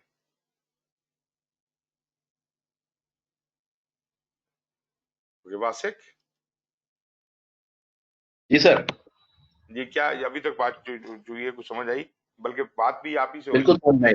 Business value. बिल्कुल बिल्कुल, जबरदस्त। मतलब बेसिकली यही कह रहे हैं ना, good practice means there is a general agreement है कि मतलब एक खास स्किल सेट, खास नॉलेज और स्पेशल टूल एंड टेक्निक्स को अप्लाई करते हुए प्रोजेक्ट मैनेजमेंट के जो प्रोसेसेस हैं उन enhance the chance of success, मतलब प्रोजेक्ट की जो है ना वो सक्सेस का चांस बढ़ेगा बिल्कुल उससे, बिल्कुल। मतलब उन यूज करते हुए। ऐसे ही है, ऐसे ही। चलिए, अच्छा मेरा ख्याल डॉक्टर साहब तो चले गए, डॉक्टर साहब नहीं नजर आ रहे मेरा ख्याल अभी। क्यों डॉक्टर साहब हैं मौजूद आप? जी जी जी, मैं मौजूद हूँ। बीच में थोड़ा सा उठ गया था, असल में आज डाइवर्जन खामखा में ज्यादा हो रही है। अच्छा अच्छा सर। और लेकिन ये है कि मैं बीच में थोड़ा सा 5 मिनट के लिए उठ गया था, मैं फिर I am back again. Right sir, right. अच्छा, बिल्कुल सही। खैर ये सर मिस्ट्री रहेगी कि आप हमें नजर क्यों नहीं आ रहे हैं। ये मुझे नहीं पता, मैं इधर कोई बटन ऐसा जिसको दबाऊं, पता नहीं कौन से दबाऊं। Let me raise my hand and maybe then you can see it. नहीं, हम नहीं देख, नजर आए? नहीं हम आपको ही नहीं देख सकते, हाथ कहां से देखेंगे सर आपका? बस वो सलमानी टोपी काम कर रही है, बस और क्या। बिल्कुल सही है, बिल्कुल सही। अच्छा ठीक है, ये अच्छा होता है ना कि बंदा बैक बेंचर में से हूँ मैं वैसे ही, तो वो बेहतर ये है कि बैक बेंचर पे जो बंदा बैठा हो वो नजर ना ही आए तो बेहतर है, क्योंकि है। लेकिन आप ना नजर आते हुए भी बिल्कुल नजर आते हैं सर। अच्छा थैंक यू। तो नहीं अल्हम्दुलिल्लाह, मैं अभी आखिर में अब आया था जहाँ पे आपने वो वैल्यू की बात की थी, बिल्कुल जिसमें आपने कहा था कि इसमें सिर्फ वो टेंजिबल नहीं होते, इंटेंजिबल्स भी होते हैं। बिल्कुल आप बिल्कुल सही फरमा रहे थे। बिल्कुल। ये पगड़ी वाला जो आजकल बहुत रवाज है ना, दुकान जब बिक रही होती है तो पगड़ी भी होती है, जो वो दुकान की कीमत से ज्यादा कई दफा पगड़ी देनी पड़ जाती है, बिल्कुल ऑफ कोर्स, क्योंकि वो गुडविल जो चल रही होती है वो ज्यादा इंपॉर्टेंट है, या ब्रांड नेम है, ये चीजें इंपॉर्टेंट है। बिल्कुल बिल्कुल। तो ये इंटेंजिबल्स में आती हैं। सही फरमा रहे हैं। अच्छा सर, आगे चलते हैं। प्रोजेक्ट मैनेजर का काम क्या है? अब यहाँ ये भी बड़ी इंपॉर्टेंट चीज है एक्चुअली सर। बात ये कि जो कुछ हम यहाँ पढ़ रहे हैं ना पहले चैप्टर में, ये इतना कंसेप्चुअल है कि जैसे कहते हैं ना कि सही पकड़ पकड़ के कॉन्सेप्ट सीधे करने पड़ते हैं। अगर वो सीधे हैं तो हम बिल्कुल सही ट्रैक पे चढ़ गए। अगर अमूमन हम ये देखते हैं कि लोग इन कॉन्सेप्ट से लड़ना शुरू कर देते हैं, ऐसा तो नहीं होता। अब वो ऐसा तो नहीं होता तो फिर उसकी रीजन बता दें कि ऐसा क्यों नहीं होता। वो उसकी वजह ये कि हमारी समझ उस तरह से बनी हुई है, हम we are been groomed in that manner. तो वो फिर चीज उस तरह से हमें नजर आती है। तो फिर जब आप पेपर में क्वेश्चन करने की कोशिश करते हैं तो आपका माइंड सेट ठीक नहीं होता। और सिनेरियो बेस्ड क्वेश्चंस का प्रॉब्लम ही ये है कि आपने जो चीज सही कंसेप्चुअली विजुलाइज की है वही आप सही जवाब दे पाएंगे। अदरवाइज वो आपके वो गलत टूटे फूटे कॉन्सेप्ट के तहत अगर वो चीज आंसर होगी तो वो उसका जवाब ही गलत हो जाएगा। तो प्रोजेक्ट मैनेजर का काम जो है वो हम ये समझते हैं project manager is responsible for everything. देखिए मैं इस बात से इत्तेफाक करता हूं कि project manager day to day working of the project का रिस्पॉन्सिबल है, लेकिन तमाम काम जो प्रोजेक्ट मैनेजर ने करना है उसने अपनी टीम के साथ मिलके करना है। कोई काम वो खुद से अकेले में नहीं करता। मतलब मैंने देखा है प्रोजेक्ट दिया अपने प्रोजेक्ट मैनेजर को, वो कहता है अच्छा सर मैं अभी आया। वो जनाब अपने कमरे में जाएगा, दरवाजा बंद कर लेगा, अंदर बैठ के सारी खुद ही कला फ्लोर प्लानिंग करता रहेगा, एक एमएस प्रोजेक्ट के ऊपर एक जबरदस्त किस्म का चार्ट बनाएगा और ले आएगा। उसकी टीम का ना उसको कोई पता है ना टीम को पता है मैं हमने इसके साथ काम करना है, और उनकी कोई जिसे कहते हैं रत्ती बराबर भी इनपुट शामिल नहीं है। ये कोई प्लान ना हुआ। प्रोजेक्ट मैनेजर अपने आप को क्या समझता है कि वो सब कुछ जानता है। भाई आप हो सकता है बहुत लायक आदमी हो और बड़े रैंक एंड फाइल से होके ऊपर तक आए हो, बट मसला ये है कि अब आप जिस रोल में हैं वो आपको वो विजिबिलिटी नहीं देता जो एक टीम मेंबर की विजिबिलिटी है। जिसने काम करना है काम तो उसने करना है। आप लाख कहते रहे कि जी अगर मैं होता तो ये काम इतनी देर में कर लेता, तो जिससे काम करना उससे तो पूछ लो। उस बेचारे की पसली इतनी नहीं है कि वो काम उतना कर सके जो आप लगा रहे हैं। आप कह रहे हैं जी ये जनाब 2 दिन में खत्म कर देगा काम, वो कहता है सर मेरे से 10 दिन में भी नहीं होना, आप क्या कर रहे हैं। उससे तो आप पूछ ही नहीं रहे। और हम जाते हैं प्लान जाके अप्रूव करवा के ले आते हैं, उसके बाद जनाब फिर दगड़ दगड़ शुरू हो जाती है। अब मसला ये है कि जब आपका काम शुरू होता है तो वो टीम परफॉर्म नहीं कर पाती। और सबसे बड़ी बात ये है टीम का बायन ही नहीं है, उनका आप पे ट्रस्ट ही नहीं है, यकीन ही नहीं है। वो कहते हैं ये पता नहीं किस किस्म का जानवर है, खुद ही कुछ कहता है खुद ही कुछ कर लेता है, और हमारी तो कोई जिम्मेदारी नहीं है, हमने तो नहीं कहा था कि ये काम ऐसे हो सकता है। तो टीम को सिर्फ टीम ही को नहीं बल्कि स्टेक होल्डर्स को, ये एक अलग सब्जेक्ट है पूरा स्टेक होल्डर्स का।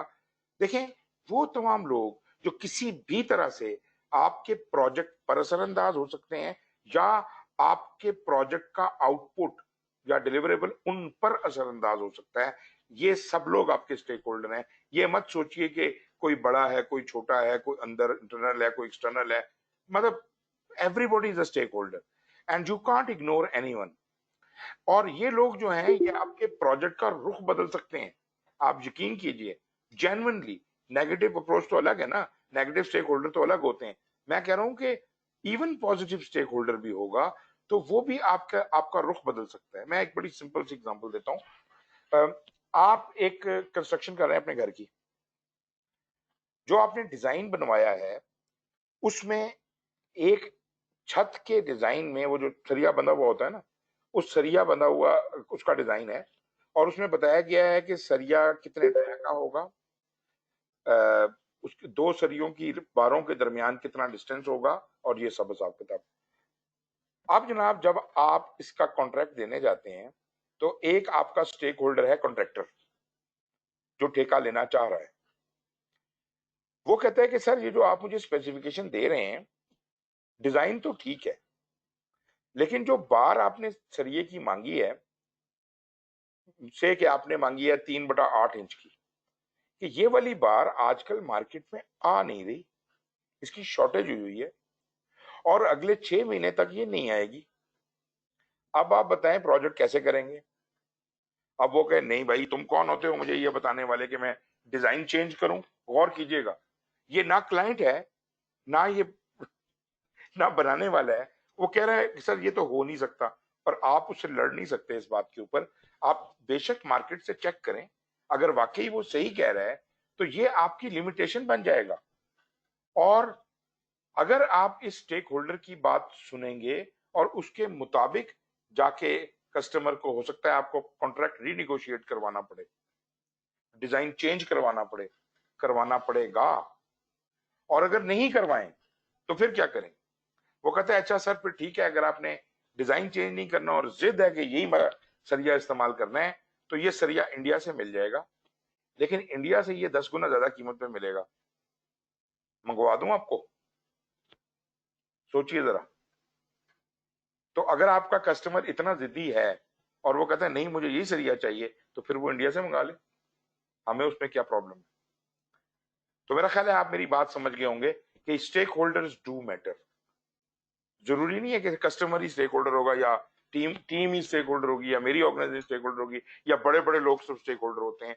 सर जी, बहुत छोटे छोटे लोग भी ऐसे ऐसे रोड़े अटका देते हैं आपके प्रोजेक्ट में कि आपको जेन्युइनली उन चीजों को तब्दील करने की जरूरत होती है।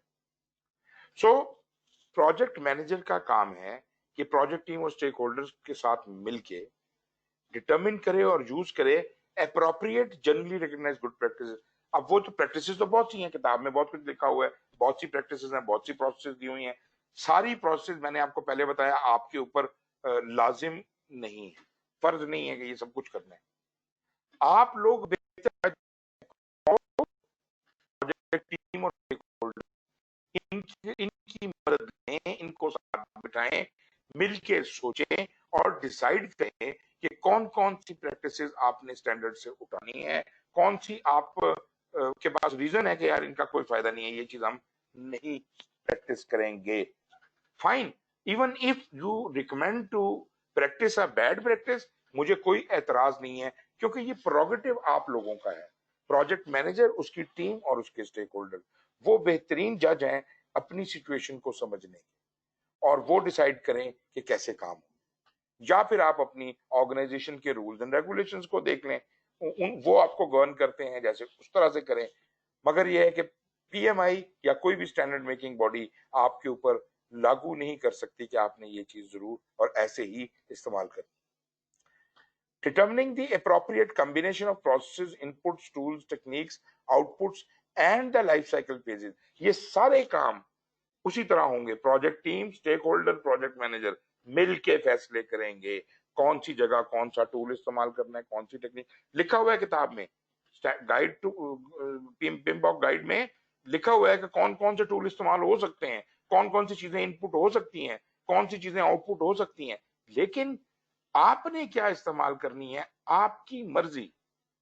आप भले मुकम्मल डिनाई करते हैं कि हम नहीं करते, जैसे पीएमबीओके में लिखा हुआ है हम तो ये चीजें इस्तेमाल करेंगे, हमारी स्पेसिफिक रिक्वायरमेंट है। मैंने एक बात कही थी, ये जो पीएमबीओके में लिखा है ये जेनेरिक है, आपकी स्पेसिफिक सिचुएशन है, आप अपनी स्पेसिफिक सिचुएशन के हिसाब से you have to tailor it accordingly, and that is good project management. आपको इतनी अकल हो कि आप अपनी जरूरत के मुताबिक चीजों को ढाल सकें। Tailoring is very very important in this. वो कहता tailoring the application of knowledge described in this guide. ये मैं नहीं कह रहा, ये पीएमबीओ के खुद कह रही है, ये मेरी राय नहीं है। जो भी बातें मैंने अब तक आपसे की हैं मैंने सिर्फ आपको एक्सप्लेन की हैं, बातें तो पीएमबीओ के कह रही है। अच्छा जी, एक और बड़ी जबरदस्त चीज, ये भी बड़ी कंफ्यूजन है कि पीएमबीओके है क्या। मतलब मेरे कान पक गए हैं पिछले 20 सालों में, इवन पीएमआई की इवेंट्स के अंदर अंग्रेजों के साथ बातें करते हुए PMBOK is a very good methodology. मैं कहता था उन्हें, खुदा के बंदो, मेथोडोलॉजी नहीं है ये। बड़े बड़े ऑथर्स बैठे हुए हैं सर जी, वो कह रहे हैं कि ये वेरी गुड मेथोडोलॉजी, किताबों में लिखा हुआ है very good methodology. What nonsense are you talking about? Methodology होती क्या है? लोग समझ ही नहीं रहे इस बात को। आपको जो अच्छे ऑथर्स मिलेंगे बड़ी वजाहत से ये चीजें खोल के सामने रख देते हैं, लेकिन वो 2 नंबर भी तो बहुत सी मार्केट में लोग हैं ना। वो लाजमी बात है कि असल में बात ये होती है जी कि हर फील्ड में जो बुक्स लिखी जाती हैं उनके अंदर कुछ लोग होते हैं जो अथॉरिटी होते हैं, कुछ लोग होते हैं जो वो ये नहीं होते बेस्ट सेलर वाले होते हैं कि जी वो हमने बस एक पॉइंट के ऊपर किताब लिख दी है और उस एक पॉइंट पे हम पैसे छाप रहे हैं और बातें हमने जो मर्जी लिखी। मैंने एक किताब पढ़ी, बल्कि इधर मेरे पास पढ़ी भी हुई है। वो एक बंदा है, 2 सेंट उसका नाम है, रैपर है, नशा ही है, बुरी हालत उसकी और अजीबो गरीब किस्म का करेक्टर।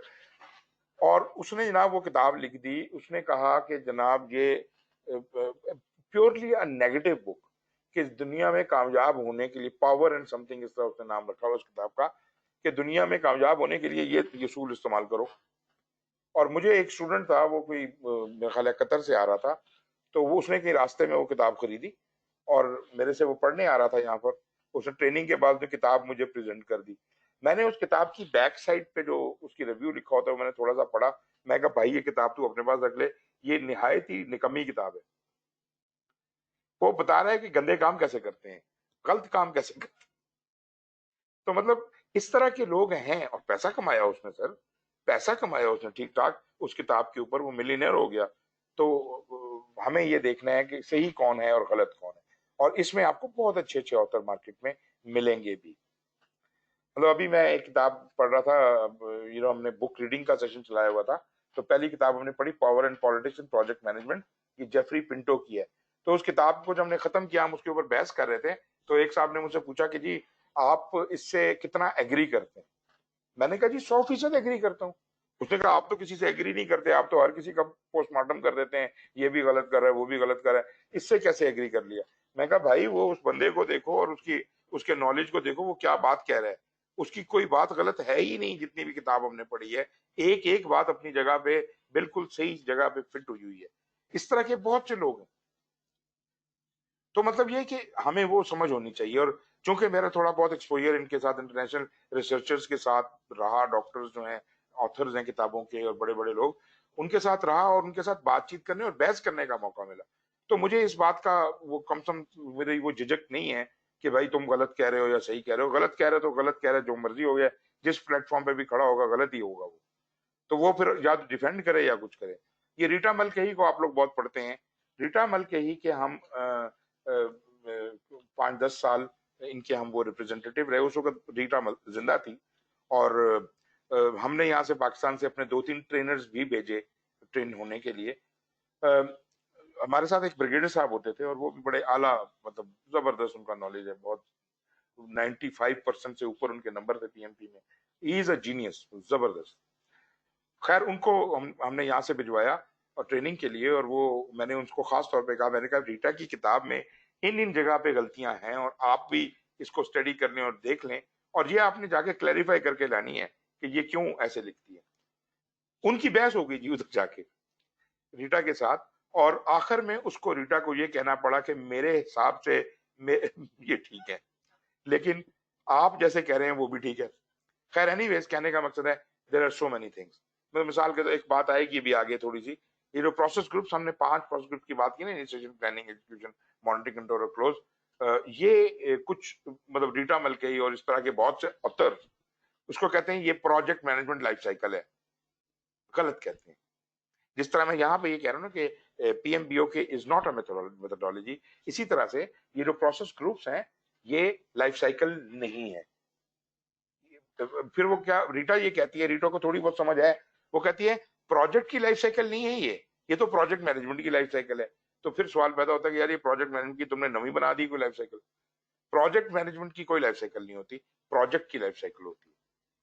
तो खैर एनीवेज वो एक अलग डिस्कशन चल पड़ती है। आई एम सॉरी मैं अगर बहुत ज्यादा डाइवर्ट कर जाता हूँ, लेकिन डॉक्टर साहब समझ मुझे नजर आ गया, आप डॉक्टर साहब नजर आ गया।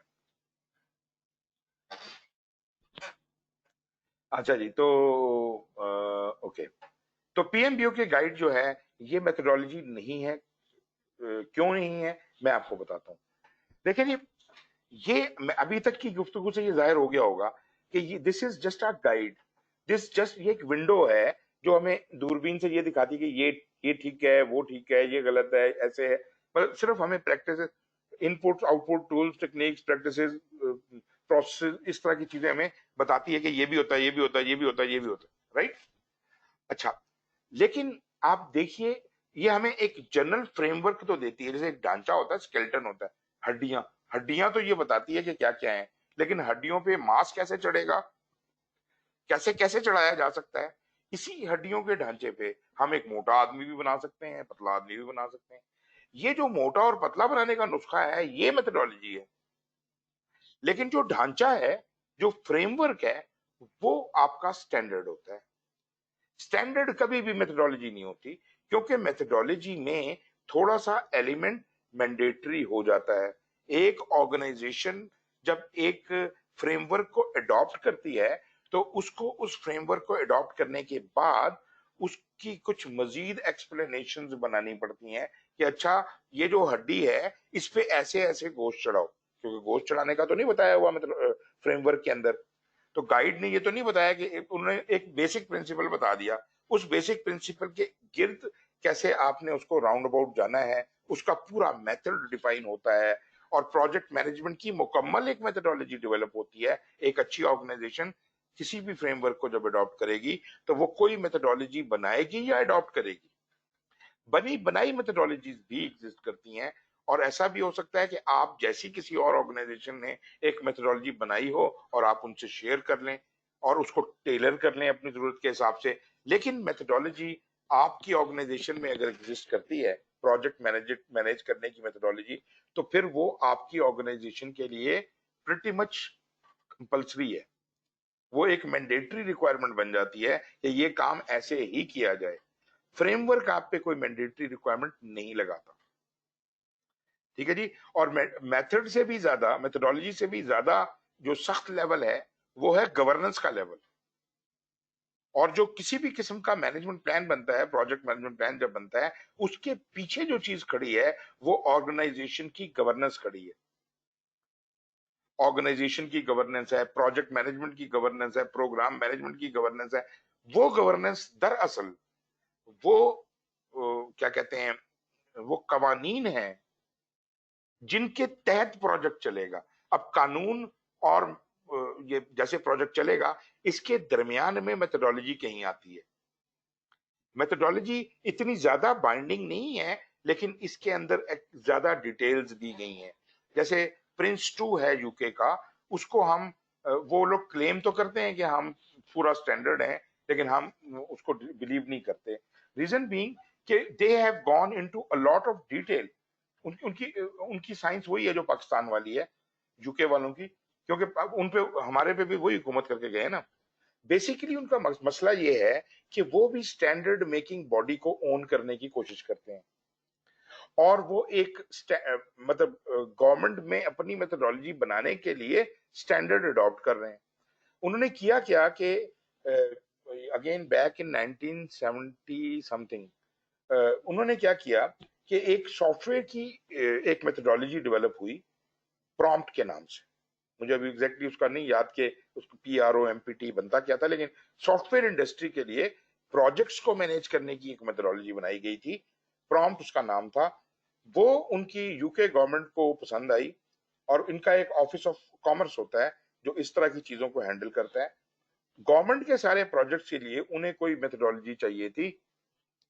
उन्होंने क्या किया कि उस कंपनी को खरीद लिया और उन्हें कहा कि अब तुम्हारी IT वाला सिस्टम तो बड़ा सक्सेसफुल है, सॉफ्टवेयर पे तो बड़ा अच्छा लगता है तुम्हारा ये प्रॉम्प्ट, क्या तुम हमें इसको जनरलाइज करके, जेनेरिक करके हमारे गवर्नमेंट के तमाम प्रोजेक्ट्स के लिए बना के दे सकते हो।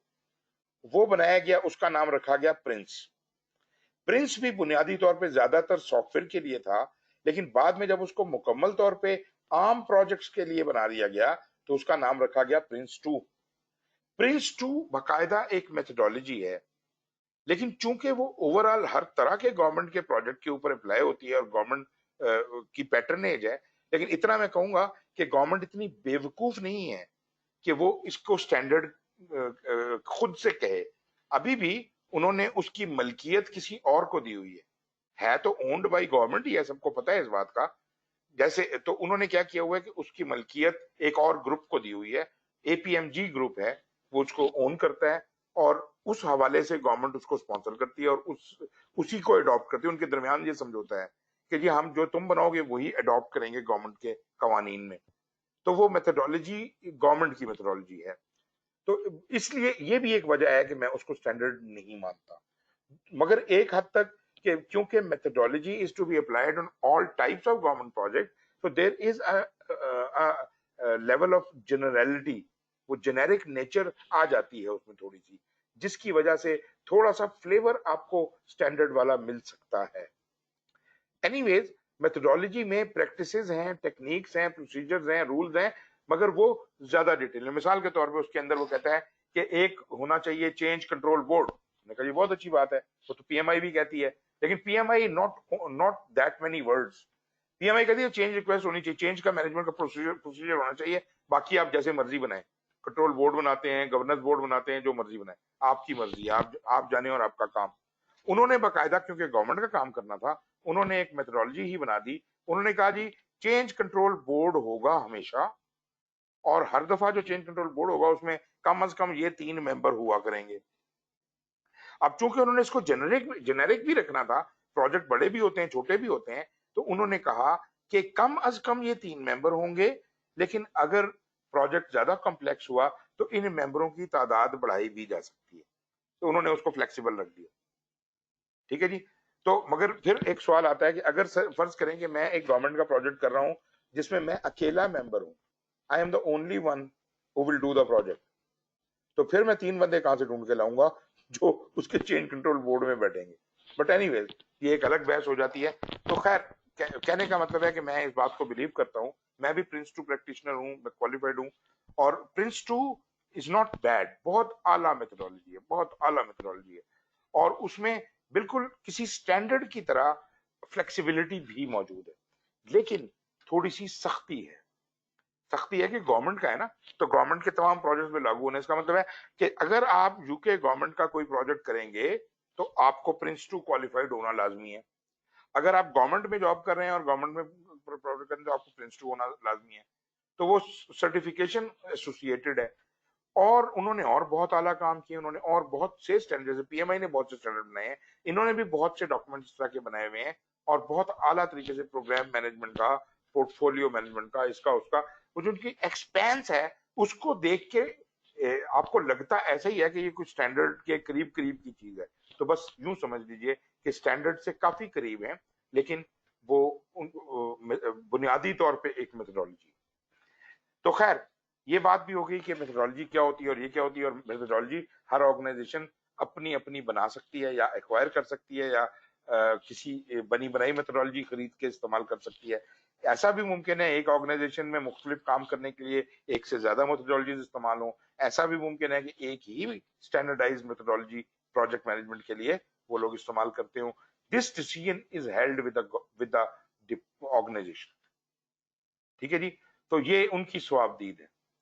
पीएमबीओ के एक फाउंडेशन है जिसके ऊपर ऑर्गेनाइजेशंस अपनी मेथोडोलॉजीज बना सकती हैं, अपनी पॉलिसीज सेट कर सकती हैं, जो भी कार्रवाई करनी है वो इसके ऊपर बिल्ड किया जा सकता है। तो बिल्कुल इसी फिलॉसफी के ऊपर जब मैंने प्रिंस 2 सर्टिफाई किया, उसके बाद मुझे कुछ प्रोजेक्ट्स करने का मौका मिला पाकिस्तान में, जो पाकिस्तान में ना पीएमआई का पता था, पीएम ना प्रिंस 2 का किसी को पता था। लेकिन ये फिर मुझे कल एक बंदा क्वेश्चन कर रहा था कि जी जब ये चीजें होती नहीं है किसी को पता, तो फिर हम क्यों सीखें। मैंने कहा भाई आप अपने लिए सीखें, आप उन चीजों को अप्लाई करके देखें, अपना तजर्बा बढ़ाएं, और आपको कॉन्फिडेंस आएगा ये काम ऐसे हो सकता है। कल जब सब लोग ऐसा कर रहे होंगे तो आप एक एक्सपीरियंस आदमी के तौर पे सामने आएंगे कि जनाब ये तो मैं पहले ही करके देख चुका हूं। एग्जैक्टली गवर्नमेंट का प्रोजेक्ट था और उसके ऊपर मैंने पीएमआई का फ्रेमवर्क इस्तेमाल किया, प्रिंस 2 की मेथोडोलॉजी इस्तेमाल की। एक दफा नहीं, एक मैंने ये पाकिस्तान गवर्नमेंट का प्रोजेक्ट किया और एक मैंने यूएस गवर्नमेंट का प्रोजेक्ट किया, और दोनों में ये किया। और मैंने उनको बताया, क्योंकि उनकी बनती नहीं है ना इंग्लैंड के साथ, तो मैंने उनको बताया कि मैंने इसके अंदर जो आपकी फाउंडेशन इस्तेमाल की है और उनकी मेथोडोलॉजी इस्तेमाल की है। तो उन्होंने बड़ा मुंह बनाया कि ये कैसे हो सकता है। मैंने कहा जी ये ऐसे हो सकता है, क्योंकि असूल ये कहता है कि किसी भी मेथड अपना फ्रेमवर्क के नीचे कोई भी मेथोडोलॉजी फिट हो सकती है, और एक से ज्यादा मेथोडोलॉजीज भी फिट हो सकती है, क्योंकि बेसिक फिलॉसफी नहीं चेंज होती। एक और बात मैं करता जाऊं कि शुरू में मतलब बैक इन 2000 जब मैंने प्रिंस 2 किया, तो मैंने उस वक्त पीएमपी भी किया, प्रिंस 2 भी किया कुछ अर्से के बाद, तो दोनों की लैंग्वेज में इतना ज्यादा फर्क था, मतलब झगड़ा था, दोनों में जंग थी। वो कहता था एक्टिविटी होती है, वो कहता था क्या कहते हैं वो टास्क होता है, मतलब छोटी छोटी बातों पे। ये कहता था, पीएमआई कहता था कि वर्क ब्रेकडाउन स्ट्रक्चर होता है, वो कहता प्रोडक्ट ब्रेकडाउन स्ट्रक्चर होता है। मतलब टर्मिनोलॉजी का ही फर्क और डेफिनेशंस का फर्क और सब कुछ। और उसके बावजूद ये दोनों एक दूसरे को एक्नॉलेज करते थे उस वक्त भी। मतलब मुझे याद है कि जब मैंने प्रिंस 2 प्रैक्टिशनर का एग्जाम पास किया तो मुझे पीएमआई की तरफ से प्रोफेशनल डेवलपमेंट यूनिट्स एलोकेट हुए। उन्होंने कहा जी आपने ये चीज कर ली, आपको इतने प्रोफेशनल डेवलपमेंट यूनिट मिलेंगे, और मैंने क्लेम किए और मुझे मिले। अब मैंने रिसेंटली, मतलब आज से 5-10 साल पहले जब इसको देखा, तो आप यकीन कीजिए कि 80 to 90% टर्मिनोलॉजी स्मूदन आउट हो चुकी है। अभी प्रिंस 2 वाले भी एक्टिविटी कहते हैं, अब वो भी वर्क ब्रेकडाउन स्ट्रक्चर कहते हैं। बहुत सी टर्मिनोलॉजी जो है वो सेम हो गई है। बाकी जहां तक उनकी मेथोडोलॉजी का ताल्लुक है, वो कुछ टर्मिनोलॉजीज अपनी रखते हैं, उससे हमें एतराज भी कोई नहीं होना चाहिए। वो उनका मुल्क है, वो जैसे उसको चलाना चाहें उनके लिए ठीक है। तो ये जनाब, ये मेथोडोलॉजी नहीं है, ये मैंने आपको साबित कर दिया। फिर जनाब स्टैंडर्ड की बात करते हैं, जो मैंने बताया पार्ट 2 है। तो कहते हैं ये जो गाइड है ये स्टैंडर्ड पे बेस्ड है, स्टैंडर्ड इस पे बेस्ड नहीं है, ये स्टैंडर्ड पे बेस्ड है। तो इसका मतलब है कि जब हम इस गाइड को पढ़ें तो स्टैंडर्ड को at the back of the mind होना चाहिए। लेकिन ज्यादा बेहतर एक्सप्लेनेशन हमें यहां से मिलती है। Standard is a document established by an authority, custom और general consent as a model और एग्जाम्पल। जैसे अमेरिकन नेशनल स्टैंडर्ड इंस्टीट्यूट है, the standard of project management was developed using a process based on the concept of consensus, openness and due process and balance। मतलब ये है कि ये जब भी कोई स्टैंडर्ड बनता है ना जी, ये कोई ऐसा नहीं है कि पीएमआई जो मर्जी करे, जो मर्जी लिख दे स्टैंडर्ड के अंदर। मजाल नहीं है पीएमआई के वो अपनी तरफ से कुछ लिख दें। आप यकीन करें कि हर स्टैंडर्ड जब बनता है तो उसके अंदर मेरे आपके जैसे लोग मौजूद होते हैं, वो लोग काम करते हैं सारा। पीएमआई काम कोई नहीं करती, उनका सिर्फ एक कोऑर्डिनेटर होता है जो इस टीम को कोऑर्डिनेट कर रहा होता है। ये कोई 12 से 20 लोगों की टीम होती है और हर टीम के, हर बंदे के नीचे अपनी टीम होती है। तो ये कोई 150-200 लोग होते हैं जो कोर में बैठे होते हैं। एक तो टॉप टीम होती है, फिर कोर टीम होती है, फिर उसके बाद फिर आपके दूसरे आम आवाम होती है। तो आम आवाम की राय भी उतना ही काउंट करती है, वो भी उसमें पार्टिसिपेट कर सकते हैं। और फिर आखिर में सब्जेक्ट मैटर एक्सपर्ट्स होते हैं, और सबसे आखिर में फिर दोबारा आम आवाम आ जाती है कि जब वो स्टैंडर्ड बन जाता है तो उसका जो एक्सपोजर ड्राफ्ट है वो सब लोगों में, मेंबर्स में सर्कुलेट किया जाता है और कोई भी राय दे सकता है। तो मतलब कहने का ये है कि पीएमआई खुद से कोई स्टैंडर्ड नहीं बनाती, स्टैंडर्ड आपने और मैंने ही बनाने। और इसमें फिर वही बात है कि जी आप पार्टिसिपेट करना चाहते हैं कि नहीं करना चाहते। मैं, हमारे पाकिस्तानी बहुत से लोग बड़े एक्टिव हैं, बहुत एक्टिव हैं, बहुत सी चीजों के अंदर इस वक्त पार्टिसिपेट कर रहे हैं। लेकिन back in 2000 I was the first person to actively get involve, और तकरीबन उस जमाने में जितने स्टैंडर्ड लिखे गए हैं उन सब में मेरी पार्टिसिपेशन मुख्तलिफ कोर रोल्स में और मेन टीम के अंदर रही है। मतलब पीएमबीओके का 3rd एडिशन लिखा गया, उसमें मैं लाइब्रेरियन था। फिर जो ओपीएम 3 का स्टैंडर्ड लिखा गया, उसमें आई वाज द क्वालिटी लीड। और इस तरीके के साथ कोर रोल्स भी किए, सब्जेक्ट मैटर एक्सपर्ट भी किया, और भी बहुत सी चीजें की, वो आज तक कर रहा हूँ। तो और भी लोग अब पार्टिसिपेट कर रहे हैं। अगर आप अभी किताब खोलें और इसके अंदर वो जो कंट्रीब्यूशंस में देखें, आपको बहुत से पाकिस्तानियों के नाम नजर आएंगे। तो yes of course, why not. एक साहब मुझे मिले, वो कहते ये किताब में गलत है, स्टैंडर्ड बिल्कुल गलत है, इसमें ये गलत है, वो गलत है। मैंने कहा जी बात ये है, गलत कहना बहुत आसान है, दुरुस्त करना है तो बताएं। मैंने कहा जी मैं आपको इनका पता दे देता हूं, आप इनको फोन करें, इनको खत लिखें, इनको ईमेल करें, और उन्हें कहें ये गलत लिखी हुई है तुमने किताब। जहां जहां गलती होगी वो दुरुस्त करेंगे, गारंटी है। लेकिन फिर आपको इतना नॉलेजेबल होना चाहिए कि आप उनकी गलती पकड़ने के काबिल भी हो। उन साहब ने फिर बाकायदा वो लिखा लोगों को, और वो गलतियां थी, नया स्टैंडर्ड आया था, उसके अंदर एक तस्वीर गलत लगी हुई थी, कहीं कोई और गलती थी, तो वो बस वैसे ही नाक मुंह चढ़ा रहे थे कि ये तो गलत है। तो मैं ये बता दूं, एक किताब होती है जो एक आदमी लिखता है, वो उसकी बड़ी वो एक ही आदमी ने लिखनी होती है, पब्लिशर होता है, उसकी बड़ी वो क्या कहते हैं, प्रूफ रीडिंग्स भी होती हैं, कई रन्स भी होते हैं, उसमें गलतियों के इम्कान कम होते हैं। लेकिन इसके बावजूद अंग्रेजों की लिखी हुई किताबों में इनडेफिनेटली हर किताब में मैं 1 से 2 गलतियां निकाल चुका हूं। हर किताब में तकरीबन 1 से 2 गलतियां जरूर होती हैं। और ये जो पीएमआई का काम है, इसमें कई हजार लोगों की इन्वॉल्वमेंट है। प्रूफ रीडिंग में हो सकता है कुछ गड़बड़ रह जाती हो, although I don't second it, ऐसा होना नहीं चाहिए, इतनी बड़ी ऑर्गेनाइजेशन है, इनको तो एक्स्ट्रा केयरफुल होना चाहिए, मगर इनकी कुछ कभी कभार गलतियां निकल आती हैं और उसके ऊपर फिर मतलब जो ही आप कोई हाईलाइट करता है वो फौरी तौर पर उसको ठीक कर देते हैं। खैर, as an American national standard institute standard, ये जो स्टैंडर्ड ऑफ प्रोजेक्ट मैनेजमेंट है was developed using a process of based on the consensus. Consensus होना जरूरी है, ट्रांसपेरेंसी, ओपननेस सबके सामने रखा जाएगा, ऐसा नहीं हो सकता कि आप उसको सबके सामने ना रखें और बना दें। ड्यू प्रोसेस होगा और बैलेंस क्रिएट किया जाएगा। अभी इस दफा इन्होंने क्या किया, जब 7th एडिशन आ रही है तो इन्होंने, चूंकि अब सिर्फ एनसी स्टैंडर्ड रह गया है, standard for project management, 7th edition में जो स्टैंडर्ड फॉर प्रोजेक्ट मैनेजमेंट है वो इन्होंने भेजा रिव्यू के लिए। उसको मैंने रिव्यू भी किया, उसमें गलतियां भी थी, वो निकाली भी और वो अमेंडमेंट हो भी गई। अभी वो छपी नहीं है किताब, लेकिन मैंने उनसे पूछा कि भाई वो guide to project management body of knowledge वाला पोर्शन क्यों नहीं भेजा। उन्होंने कहा चूंकि वो स्टैंडर्ड नहीं रहा, वो एनसी के अंडर नहीं आता, इसलिए हम पे ये असूल लागू नहीं होता, concept of consensus, openness, due process and balance. तो उस पोर्शन को चूंकि हम अडॉप्ट कर रहे हैं स्टैंडर्ड से, तो उसको हमने किसी को नहीं दिखाना, वो हमने फाइनल कर लिया है अपने एक्सपर्ट्स को बिठा के, और हम वो एज सच छाप देंगे। ये इन्होंने इस दफा से किया है।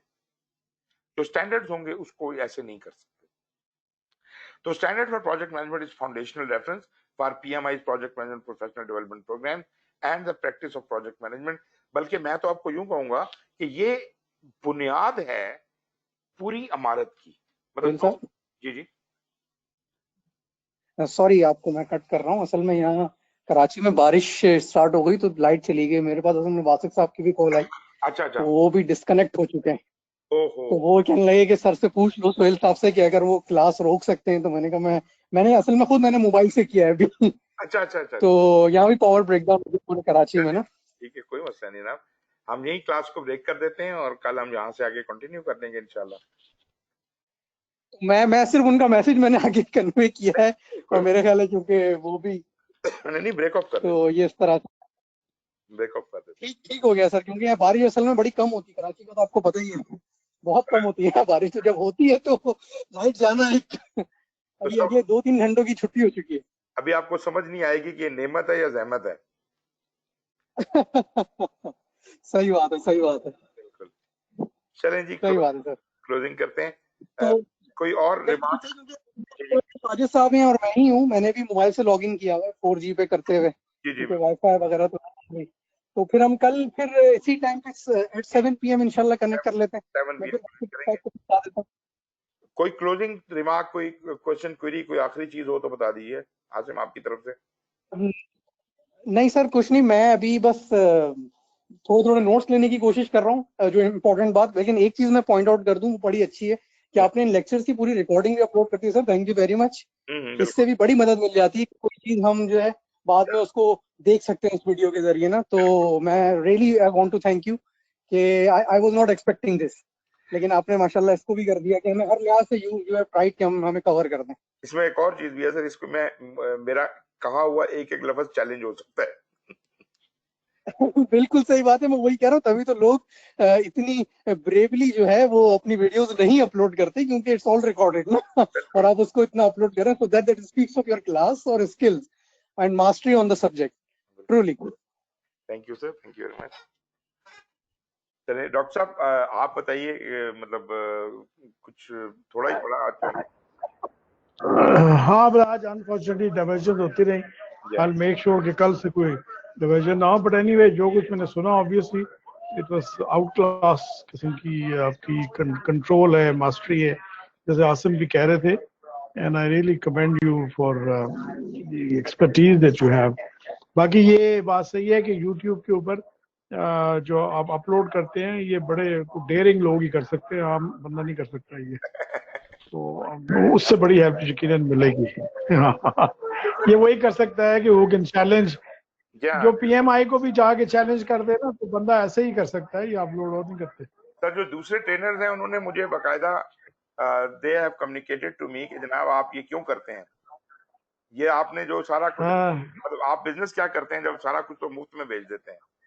मुझे सर इंटरनेशनली इतनी हाँ, कॉलें आती हैं कि हमने आपके लेक्चर सुन के एग्जाम पास कर लिया, तो हाय, वो कहते हैं कि आप मतलब ये कैसे, ये क्यों करते हैं? मैंने कहा जी मैं तो एक दफा मैंने जो बोल दिया वो बोल दिया, अगली दफा नया बोलूंगा। नहीं बात ये डिसेमिनेशन ऑफ नॉलेज है, ये अल्लाह इसका बड़ा रिवॉर्ड करता है इंसान को, नॉलेज लोगों को आप ट्रांसफर कर रहे होते हैं। मैं भी जब जितना अर्सा यूनिवर्सिटी में पढ़ा रहा था, मेरे सारे लेक्चर्स जो है वो अपलोडेड होते थे, सारे वो जो लेक्चर्स मेरे थे वो अपलोडेड होते थे, and anybody can get access to that. बहुत सारे टीचर्स है जो पूरी की पूरी उठा के वो मेरे पूरे लेक्चर डिफरेंट टॉपिक्स के ऊपर जो है वो क्लासों में कर रहे होते, विच इज फाइन। मुझे भी लोगों ने कहा, आई सेड यार this is dissemination of knowledge, हमने और करना क्या है, और किसी के फायदा हो जाए, किसी का भला हो जाए तो और क्या चाहिए, सिर्फ पैसा ही तो चीज नहीं होती ना। नहीं, it's a great spirit Suhail साहब, अल्लाह ताला आपको कायम रखे, और इंशाल्लाह कल फिर मुलाकात होती है 7 बजे के करीब। इंशाल्लाह। टेक केयर सर, खुदा हाफिज। Okay okay.